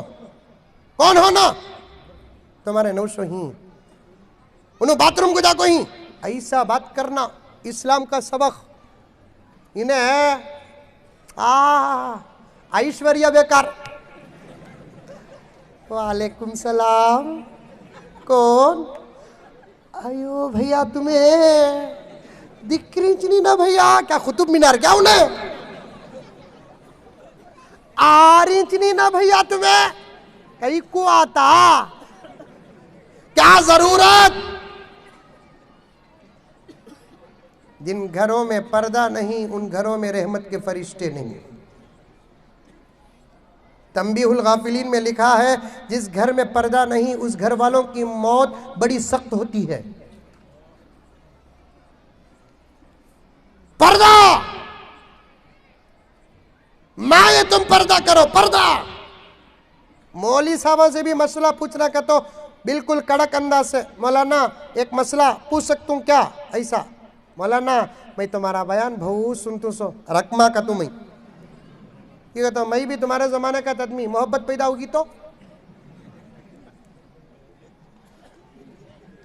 कड़क बात, कड़क। इससे घरों की हिफाजत होती है, रिश्तों की हिफाजत होती है, इज्जतों की हिफाजत होती है। कड़क बात। सैयदा आयशा पूछती है कौन? अम्मी तुम्हारी बेटी फातिमा। दरवाज़ा खोलती है अम्मा आयशा, फातिमा अंदर जाती है, पूछती अब्बा कहाँ? बेटी तुम्हारे अब्बा तो नमाज पढ़कर सजदे में गए, 1 घंटे से सजदे में उम्मत के लिए दुआ करते रो रहे हैं। 1 घंटे से उम्मत के लिए दुआ करते रो रहे हैं। सईदा फातिमा फौरन अब्बा के बाजू मुसल्ला बिछाकर नमाज पढ़कर सजदे को जाकर दुआ करती है, अल्लाह अल्लाह मेरे अब्बा मुझे बहुत चाहते, अल्लाह मेरे अब्बा मुझे बहुत चाहते, बहुत प्यार करते, और आप जानते हैं मेरे अब्बा मेरे से भी ज्यादा अपनी उम्मत को चाहते हैं। अल्फाज देखो, ऐ अल्लाह मेरे अब्बा मुझे बहुत चाहते, बहुत प्यार, बड़ी मोहब्बत। बेटी का तो इत्तेफाक से आखिर में एक ही बेटी नबी की जिंदा थी, और दूसरी बात नबी को बेटियों से बड़ी मोहब्बत थी। इसीलिए आका ने फरमाया जिस घर के अंदर पहले बेटी पैदा होती है उसे अल्लाह का सलाम आता है, रहमत के दरवाजे खुल जाते हैं। और एक रिवायत में है जिस माँ के पेट में बेटा है, पैदा होने के करीब फरिश्ता अल्लाह का पैगाम लेकर आता है, कहता है कि जाओ मियाँ जाओ, दुनिया में जाकर तुम्हारे बाप की तुम्हें बड़े होकर मदद करो। अगर किसी के पेट में बेटी होती है, फरिश्ता आकर पैगाम देता है, जाओ बेटी जाओ, दुनिया में जाओ, तुम्हारी बरकत से अल्लाह तुम्हारे बाप की मदद करेगा। क्या बात है, इसे बोलते बेटी बचाओ बेटी पढ़ाओ। इस्लाम में बेटी का बड़ा हक है। सलाम, 1 बेटी पैदा हुई 1 सलाम, 2 बेटी पैदा हुई 2 बेटी 2 सलाम, 3 बेटी पैदा हुई। हदीस की सनद में इख्तिलाफ है, ये उलमा कर लेंगे, लेकिन पैगाम सुनो, तुम सिर्फ पैगाम सुनो। बेटी पैदा हुई तो खुश हो जाना, होता ही हम ना आको दुआ करते, मुफ्ती इज़्ज़ियत साहब को बोलते हजरत उम्रे को जा रही, आओ जा रहा हूँ, क्या भी नहीं हजरत एक दुआ करो, अल्लाह तुम्हारे सका बेटा दे दो। बेटा मंग रहा है सो, तुम्हारे सका बोल रहा है सो, वैसा पैदा होगा तो उनके सगा बनाता नहीं, जेंटलमैन बनाता। कौन ती भी बोलता बेटी की दुआ करो हजरत बोलकर, अल्लाह अकबर। मंजे एक साहब फ़ोन करे, हजरत बेटी पैदा हुई, एक नाम दो हजरत। मैं एक नाम दिया, बराबर 1-1.5 साल के बाद 1.25 साल के बाद फिर बेटी पैदा हुई, वो दोस्त फ़ोन करे, बोले हजरत एक नाम दो हजरत। मैंने अब ज़रा दूसरी बेटी का तो ये ज़माने में ज़रा फजीलत बता को नाम दिया। फिर और 1 साल के बाद फिर बेटी पैदा होगी, 3 बेटियां, मामूली बात नहीं। 1 घंटा तकरीर फ़ोन में कर को फजीलत बता को उसे तीसरा नाम दिया, तो उन्हें बोल रहा है, मैं बोलिया उसे भाई तुम ना 3-3 सलामा भी अल्लाह की तरफ से कतो। उन्हें मंजे बोल रहा है हजरत अल्लाह मंजत की पलटा पलटा को सलाम कर रहा सो।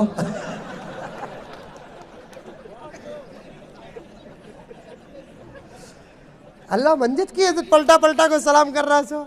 हा बेटी की बेटा की तरबियत करो, अल्लाह की अदालत में कामयाब हो जाओगे। बेटी है तरबियत करो, नजात यकीनी। बेटा है तरबियत नहीं करेंगे, उसकी बद अखलाकी का हिसाब हमको देना पड़ेगा।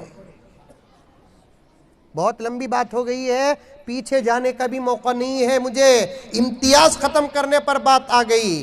अल्लाह के रसूल बड़ी मोहब्बत करते थे, बड़ी मोहब्बत करते थे हमको, हम भी उनकी मोहब्बत का हक अदा करना। जब अल्लाह ताला ने फरमाया ए मोहम्मद जब तक तुम ज़मीन में ज़िंदा रहोगे उस वक्त तक हमारा अजाब नहीं आएगा। हुजूर सल्लल्लाहु अलैहि वसल्लम पूछते हैं या अल्लाह क्या मेरे बाद मेरी उम्मत पर अजाब आएगा? मेरे बाद पैदा होने वाली वो भी मेरी उम्मत ही है। अल्लाह ताला एक शर्त लगा देते हैं, क्या? हाँ मोहम्मद आपके बाद हो सकता है कि अजाब आए, हमारी मर्जी हो, लेकिन आपकी उम्मत अगर हमारे अजाब से आपके बाद बचना चाहती है, पॉइंट याद करो, गौर से सुनो, मेरे भाइयों गौर से सुनो, मुझे वो शराब का फोन भी आपके सामने पेश करना है, मेरे भाइयों के सामने इस हालत को बताना है। सीरत के पैगामों में से पैगाम आखिरी दे रहा हूं। अल्लाह ने मेरे नबी से क्या कहा, ऐ मोहम्मद सल्लल्लाहु अलैहि वसल्लम, आप रहेंगे अजाब नहीं आएगा, आपके बाद आ सकता है। हाँ, अगर आपकी उम्मत आपके बाद हमारे अजाब से बचना चाहती है तो आप अपनी उम्मत को कह दो कि वो हमेशा अपने गुनाहों से हमारे पास माफी मांगते रहे, इस्तिग़फ़ार पढ़ते रहे, अस्तग़फ़िरुल्लाह पढ़ते रहे, तौबा करते रहे। हमारे अल्लाह के नेक बंदे औलिया कहते हैं गुनाह भी होता है, साथ में इस्तिग़फ़ार भी पढ़ते रहो। गुनाह मत करो, गुनाह नहीं भी हुआ तब भी इस्तिग़फ़ार, बाई चांस गुनाह हो गया तब भी इस्तिग़फ़ार, तौबा तौबा करते रहो, करते रहो, करते रहो, करते रहो तौबा। इतना तौबा करो कि तुम्हारे अंदर से गुनाहों की ख्वाहिश ही खत्म हो जाए। हमारे नबी इतनी मोहब्बत करते हमसे। मेरी माए, पर्दे का पूरा लिहाज रखो, घर से बाहर मत निकलो। ऐसी औरतें भी गुजरी हैं दुनिया में, कभी घर से बाहर कदम नहीं रखते थे। मोहम्मद बिन सीरीन रहमतुल्लाहि अलैह, उनकी बहन का जब इंतकाल हुआ, कभी आऊँगा तो तफसील के साथ वाक़या बयान करूँगा। मोहम्मद बिन सीरीन फरमाते हैं जब उनकी बहन का इंतकाल हुआ, कई हजार लोग उलमा, आइम्मा, मुहद्दिसीन जनाजे की नमाज पढ़ने के लिए आए, हजरत को तसल्ली देने लगे। रोना बहुत आ रहा था हजरत को। हजरत ने आखिर फरमाया, भाई मुझे इतना रोना क्यों आ रहा है? इसलिए कि मेरे घर से मेरी बहन का जनाजा नहीं, एक इल्म और अमल का जनाजा जा रहा है, एक तकवे का जनाजा जा रहा है। जानते हो ये मेरी बहन कौन है? लोगों ने पूछा, आपकी बहन को हम क्या जाने? हजरत ने फरमाया, आज जान लो, इसकी एक सिफत, इसकी एक खूबी आज तक मैं छुपा कर रखा था। ये नीयत थी, अगर मेरे से पहले इसका इंतकाल हो जाए मैं बयान करूं, हुआ भी वैसे बयान कर रहा हूं। मेरी बहन वो है, तीसरी मर्तबा इसका वजूद घर से बाहर हुआ है। पहली मर्तबा पैदा होने के बाद घर से बाहर कदम उस वक्त रखी जब इसकी शादी होकर शौहर के घर को जाना पड़ा। दूसरी मर्तबा घर से बाहर कदम उस वक्त रखी जब ये हज को जाना था। उसके बाद कभी घर से बाहर कदम नहीं रखी। ये तीसरी मर्तबा इसका जनाजा घर से बाहर जा रहा है। आज है हमारी माओं के पास ऐसा पर्दा। मौलाना मुनीर साहब दामद बरकातुम दीगर लोगों ने कहा, माँ और बहना भी कसरत से आई हैं। मेरी माएँ, तुम बदल जाओ, हालात बदल जाएं, तुम बदल जाओ, नस्ल बदल जाए। तुम नमाज पढ़ो, तुम्हारे बच्चे नमाजी बनेंगे। तुम पर्दे में रहो, तुम्हारे बच्चे पर्दे में रहेंगे। तुम कुरान पढ़ो, तुम्हारे बच्चे कुरान पढ़ेंगे। तुम हया में रहो, तुम्हारे बच्चे हया में रहेंगे। तुम अल्लाह का हक अदा करो, तुम्हारे बच्चे अल्लाह का हक अदा करेंगे। तुम नबी के हुकूक को अदा करो, तुम भी नबी से मोहब्बत करो, इंशाअल्लाह तुम्हारे बच्चे आशिक़ रसूल हो जाएंगे। आज तफसील का मौका नहीं, आज हमारी नस्लें जो बर्बाद हो रही है, इससे साफ पता चलता है कि बेअमल माओं के पेट से ये नस्लें पैदा हुई है। जुमला सख्त है, मुझे माफ कर देना, लेकिन हकीकत पर मबनी है। आज हमारे नौजवानों की गुमराही को देखकर, आज हमारे नौजवानों की दीन से दूरी को देखकर, आज हमारे नौजवानों के चेहरों को देखकर, आज हमारे नौजवानों के सरों को देखकर, आज हमारे नौजवानों के बात करने के अंदाज को देखकर बराबर नतीजा निकलता है, बेअमल माँ का बेटा है, बेअमल माँ का बेटा है। तुम्हारे बच्चे बाहर निकलकर तुम्हारे अमल के अच्छे और बुरे होने का रिजल्ट पेश कर रहे हैं। पर्दे में कसीर तादाद में मेरी माएँ आई है, हालात खराब हैं, हमारे बच्चे अखलाक से दूर हैं। छोटी छोटी उम्र में शराब पी रहे हैं, छोटी छोटी उम्र में गांजा मार रहे हैं, छोटी छोटी उम्र में बड़े बड़े बुरे बुरे काम कर रहे हैं। तुम तरबियत करो, रातों में बिठाकर अल्लाह के नबी के सहाबा के वाक़या सुनाओ, रातों में सोने से पहले बच्चों को कुरान पढ़ाओ, दुरूद पढ़ाओ, तस्बीहात पढ़ाओ, माँ बाप का अदब सिखाओ, भाई बहनों का हुकूक सिखाओ। बड़ा सबक है मेरी माएँ और बहनें, आपसे भी कहना चाहता हूँ, तुम भी अपने घर में वक्त दो, अपनी बीवी बच्चों को वक्त दो, अपने घर वालों को वक्त दो, अच्छे अखलाक के साथ पेश आओ, वरना घर करोड़ों रुपए के रहेंगे लेकिन घरों में सुकून नहीं रहेगा। घर करोड़ों रुपए के रहेंगे, घरों में सुकून नहीं रहेगा। मेरे नबी के हम उम्मती हैं, गुलाम हैं। क्या है वो काम जिसका तरीका हमारे नबी ने नहीं बताया? कौन सा है वो अमल जिसका सबक हमारे पास नहीं है? घर में कैसे रहना नबी ने बताया, बाहर कैसे रहना नबी ने बताया, माँ बाप के साथ कैसे रहना हमारे नबी ने बताया, बीवी के साथ कैसे रहना हमारे नबी ने बताया। बल्कि सिर्फ बताया नहीं, अपने घर के अंदर अपनी बीवियों के साथ रहकर भी बताया। आयशा को कैसा पुकारते थे नबी?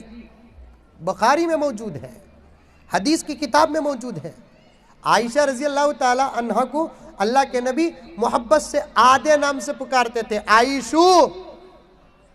हमें पुकारती कभी भी हमारी जोरू को तबस्सुम रहा तो तब्बू बोलकर, अरे किसकी जोरू का नाम तबस्सुम है मुझे मालूम नहीं बाबा, मैं चुपके ऐसा बोल डालिया सो, माना उसे जाकर तुम्हें पूछना नहीं तेरा नाम मौलाना को कैसा के मालूम,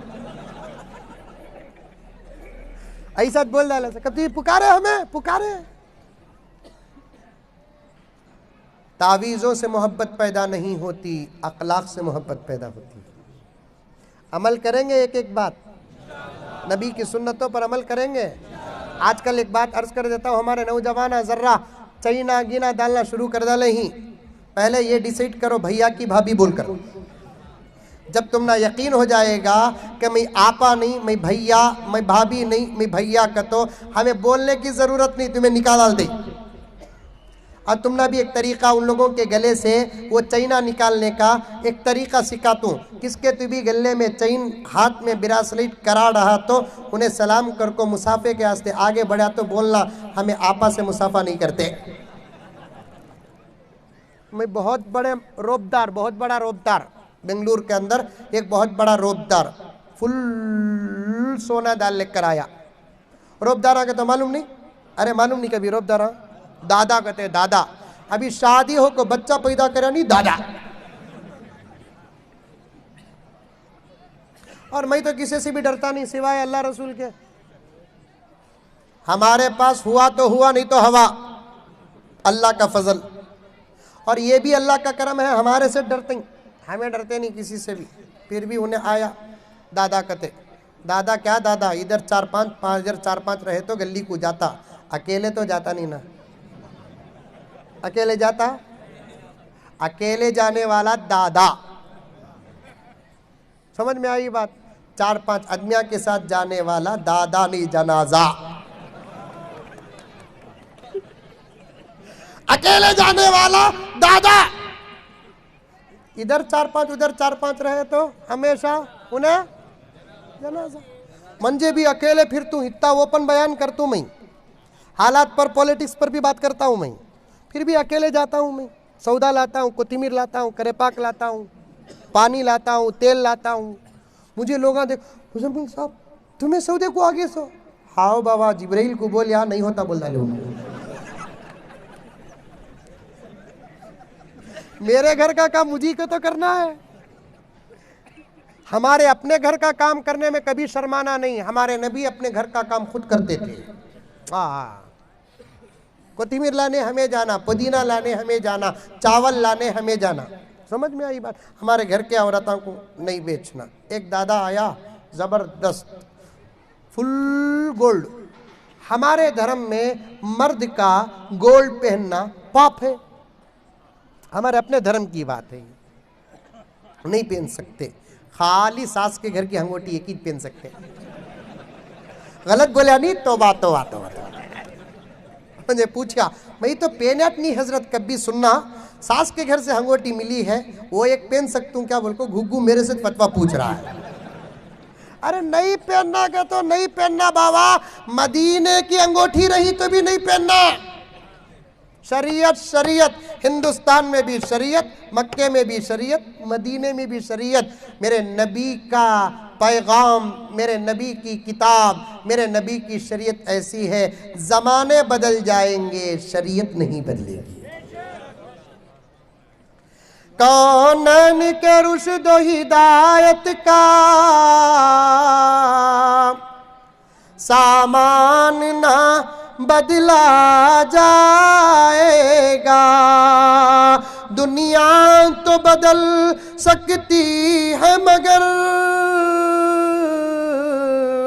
कुरान ना बदला जाएगा।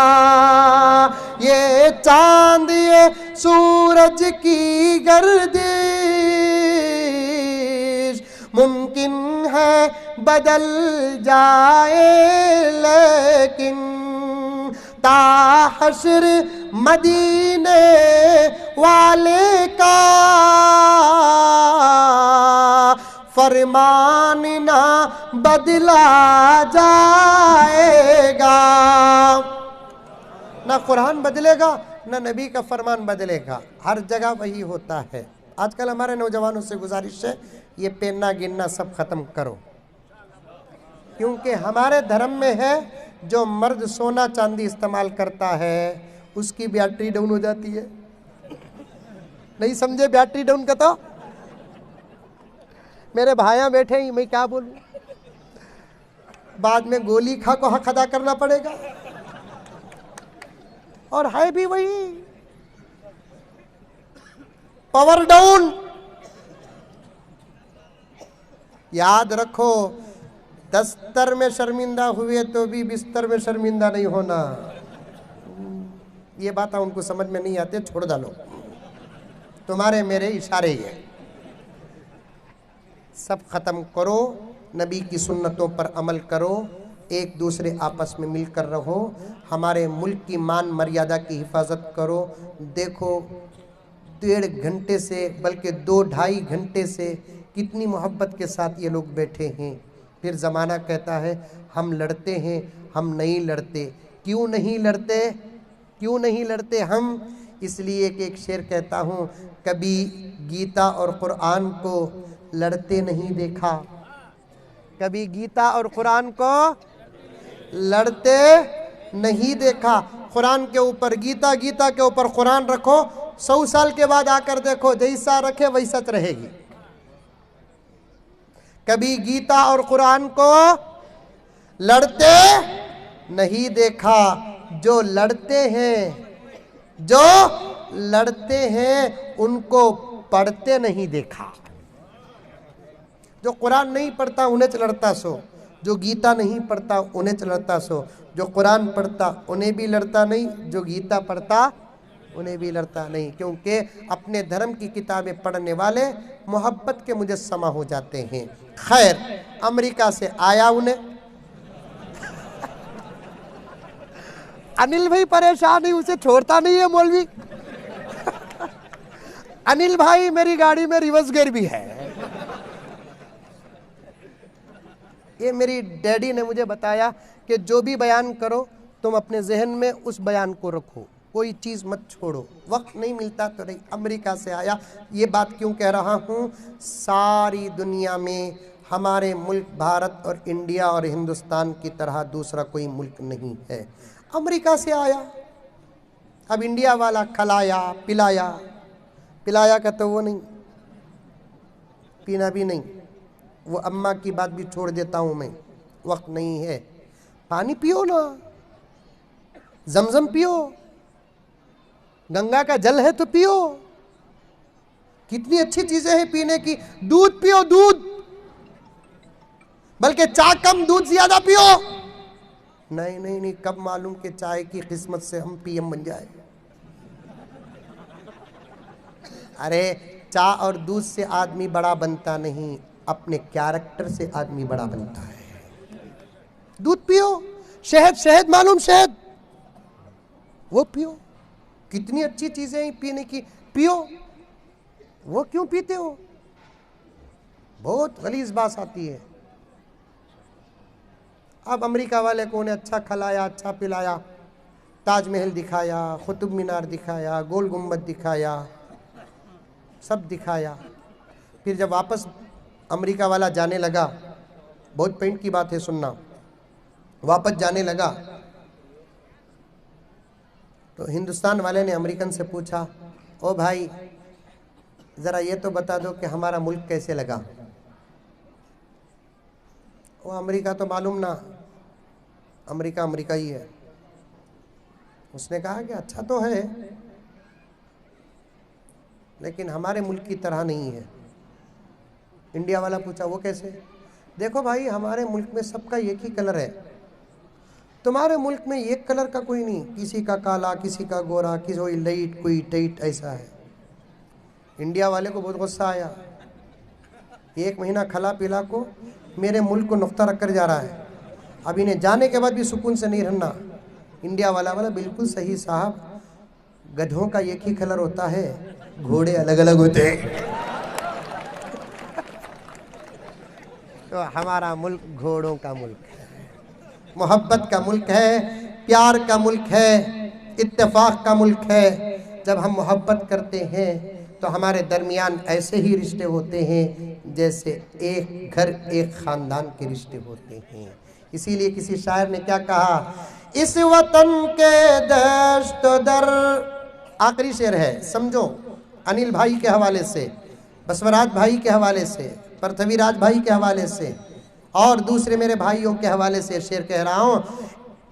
इस वतन के दश्त दर सब फिजाए एक है, इस वतन के दश्त दर सब फिजाए एक है, सारे भाई सारी बहन, शेर समझो बड़ा एहतियात का है।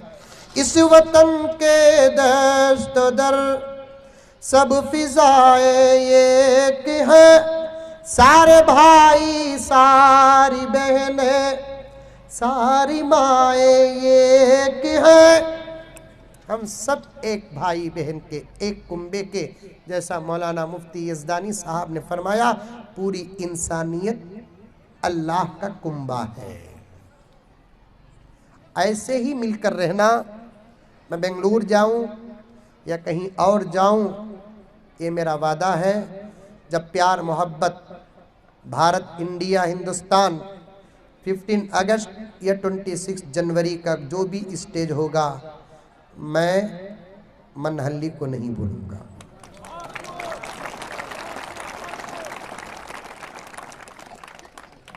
क्योंकि मैं कल से सुन रहा हूं आपके इस गांव की खुसूसियत, कितनी अच्छी बात कभी कभी हमारे मन में होती थी, हमारे बड़ों के मन में होती थी।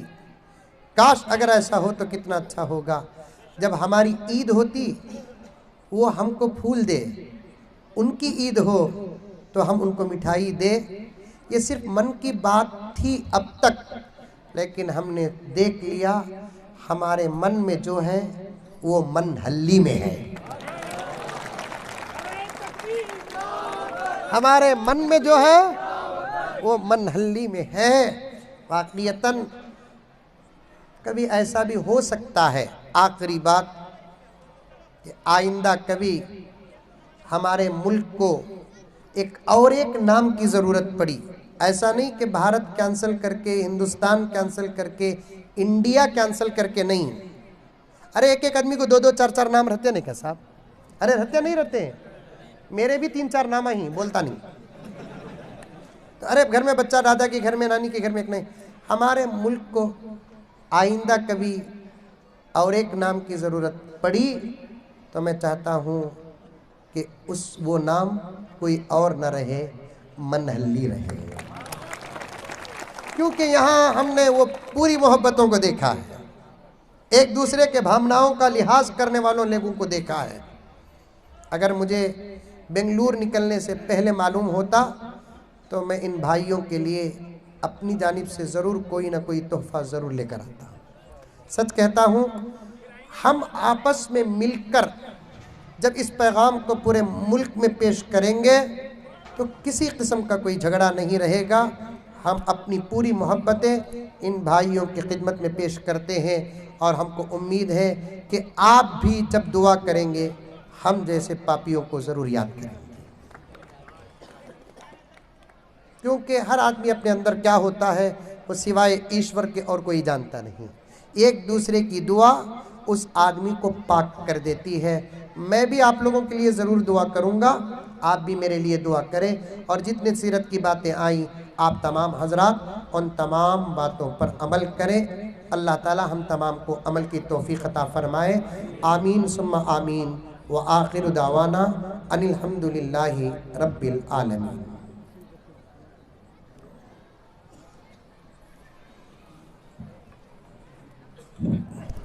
जज़ाकुमुल्लाहु खैरन व अहसन जज़ा।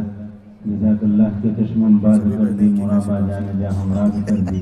हम हज़रत का शुक्रिया अदा करते हैं और आने वाले तमाम ही मेहमानों का शुक्रिया अदा करते हैं कि हमारी सकीर दावत पर लब्बैक कहते हुए बैठो, दुआ करेंगे, दुआ करेंगे और महफिल को रौनक बख्शें। भाई बैठो, तशरीफ रखें, दुआ होगी, दुआ के बाद जलसे का इख्तिताम होगा। तशरीफ रखें, दुआ होगी। एक ज़रूरी ऐलान सुनिए। हमारे एक साथी ये किताब लेकर आए हैं, बहुत अच्छी किताब है, घर जन्नत कैसे बने। हम लोग 4 दिन से सफ़र में निकले हैं, तमाम किताबें ख़त्म हो गई। इस किताब के अंदर औरतें शौहर के साथ कैसे रहें, शौहर अपनी बीवी के साथ कैसे रहे, बच्चों की कैसी तरबियत करना, आलम इस्लाम के बहुत बड़े वली कामिल हज़रत मौलाना पीर जुल्फ़िकार साहब नक्शबंदी दामत बरकातुहुम ने इस किताब को लिखा है। बहुत कम किताबें बाकी रह गई हैं, जो ख़रीदना चाहते हैं ख़रीदें, पढ़ें, अमल करें। लकल हम्दु लक शुक्रिया अल्लाह। अल्लाहुम्मा सल्ली अला सय्यिदिना नबीना मौलाना मुहम्मदिन व बारिक वसल्लिम। रब्बना आतिना फिद दुनिया हसना व फिल आखिरति हसनतन व क़िना अज़ाबन्नार। रब्बना ज़लमना अनफुसना व इन लम तग़फिर लना व तरहमना लनकूनन्ना मिनल ख़ासिरीन। अल्लाहुम्मा इन्ना नसअलुका मिन खैरि मा सअलका मिन्हु नबियुका व हबीबुक मुहम्मदुन सल्लल्लाहु अलैहि वसल्लम व नऊज़ु बिका मिन शर्रि मा इस्तआज़का मिन्हु नबियुका व हबीबुक मुहम्मदुन सल्लल्लाहु अलैहि वसल्लम। सुब्हान रब्बिका रब्बिल इज़्ज़ति अम्मा यसिफून व सलामुन अलल मुरसलीन वल्हम्दुलिल्लाहि रब्बिल आलमीन। मेरे दिल में एक बात आ रही है, मेरे जेब में मदीने का इत्र है, मैं मेरे इन भाइयों को इंशाअल्लाह मोहब्बत के साथ लगाऊंगा। आप हज़रात देखते रहें। कोई भी न जाए और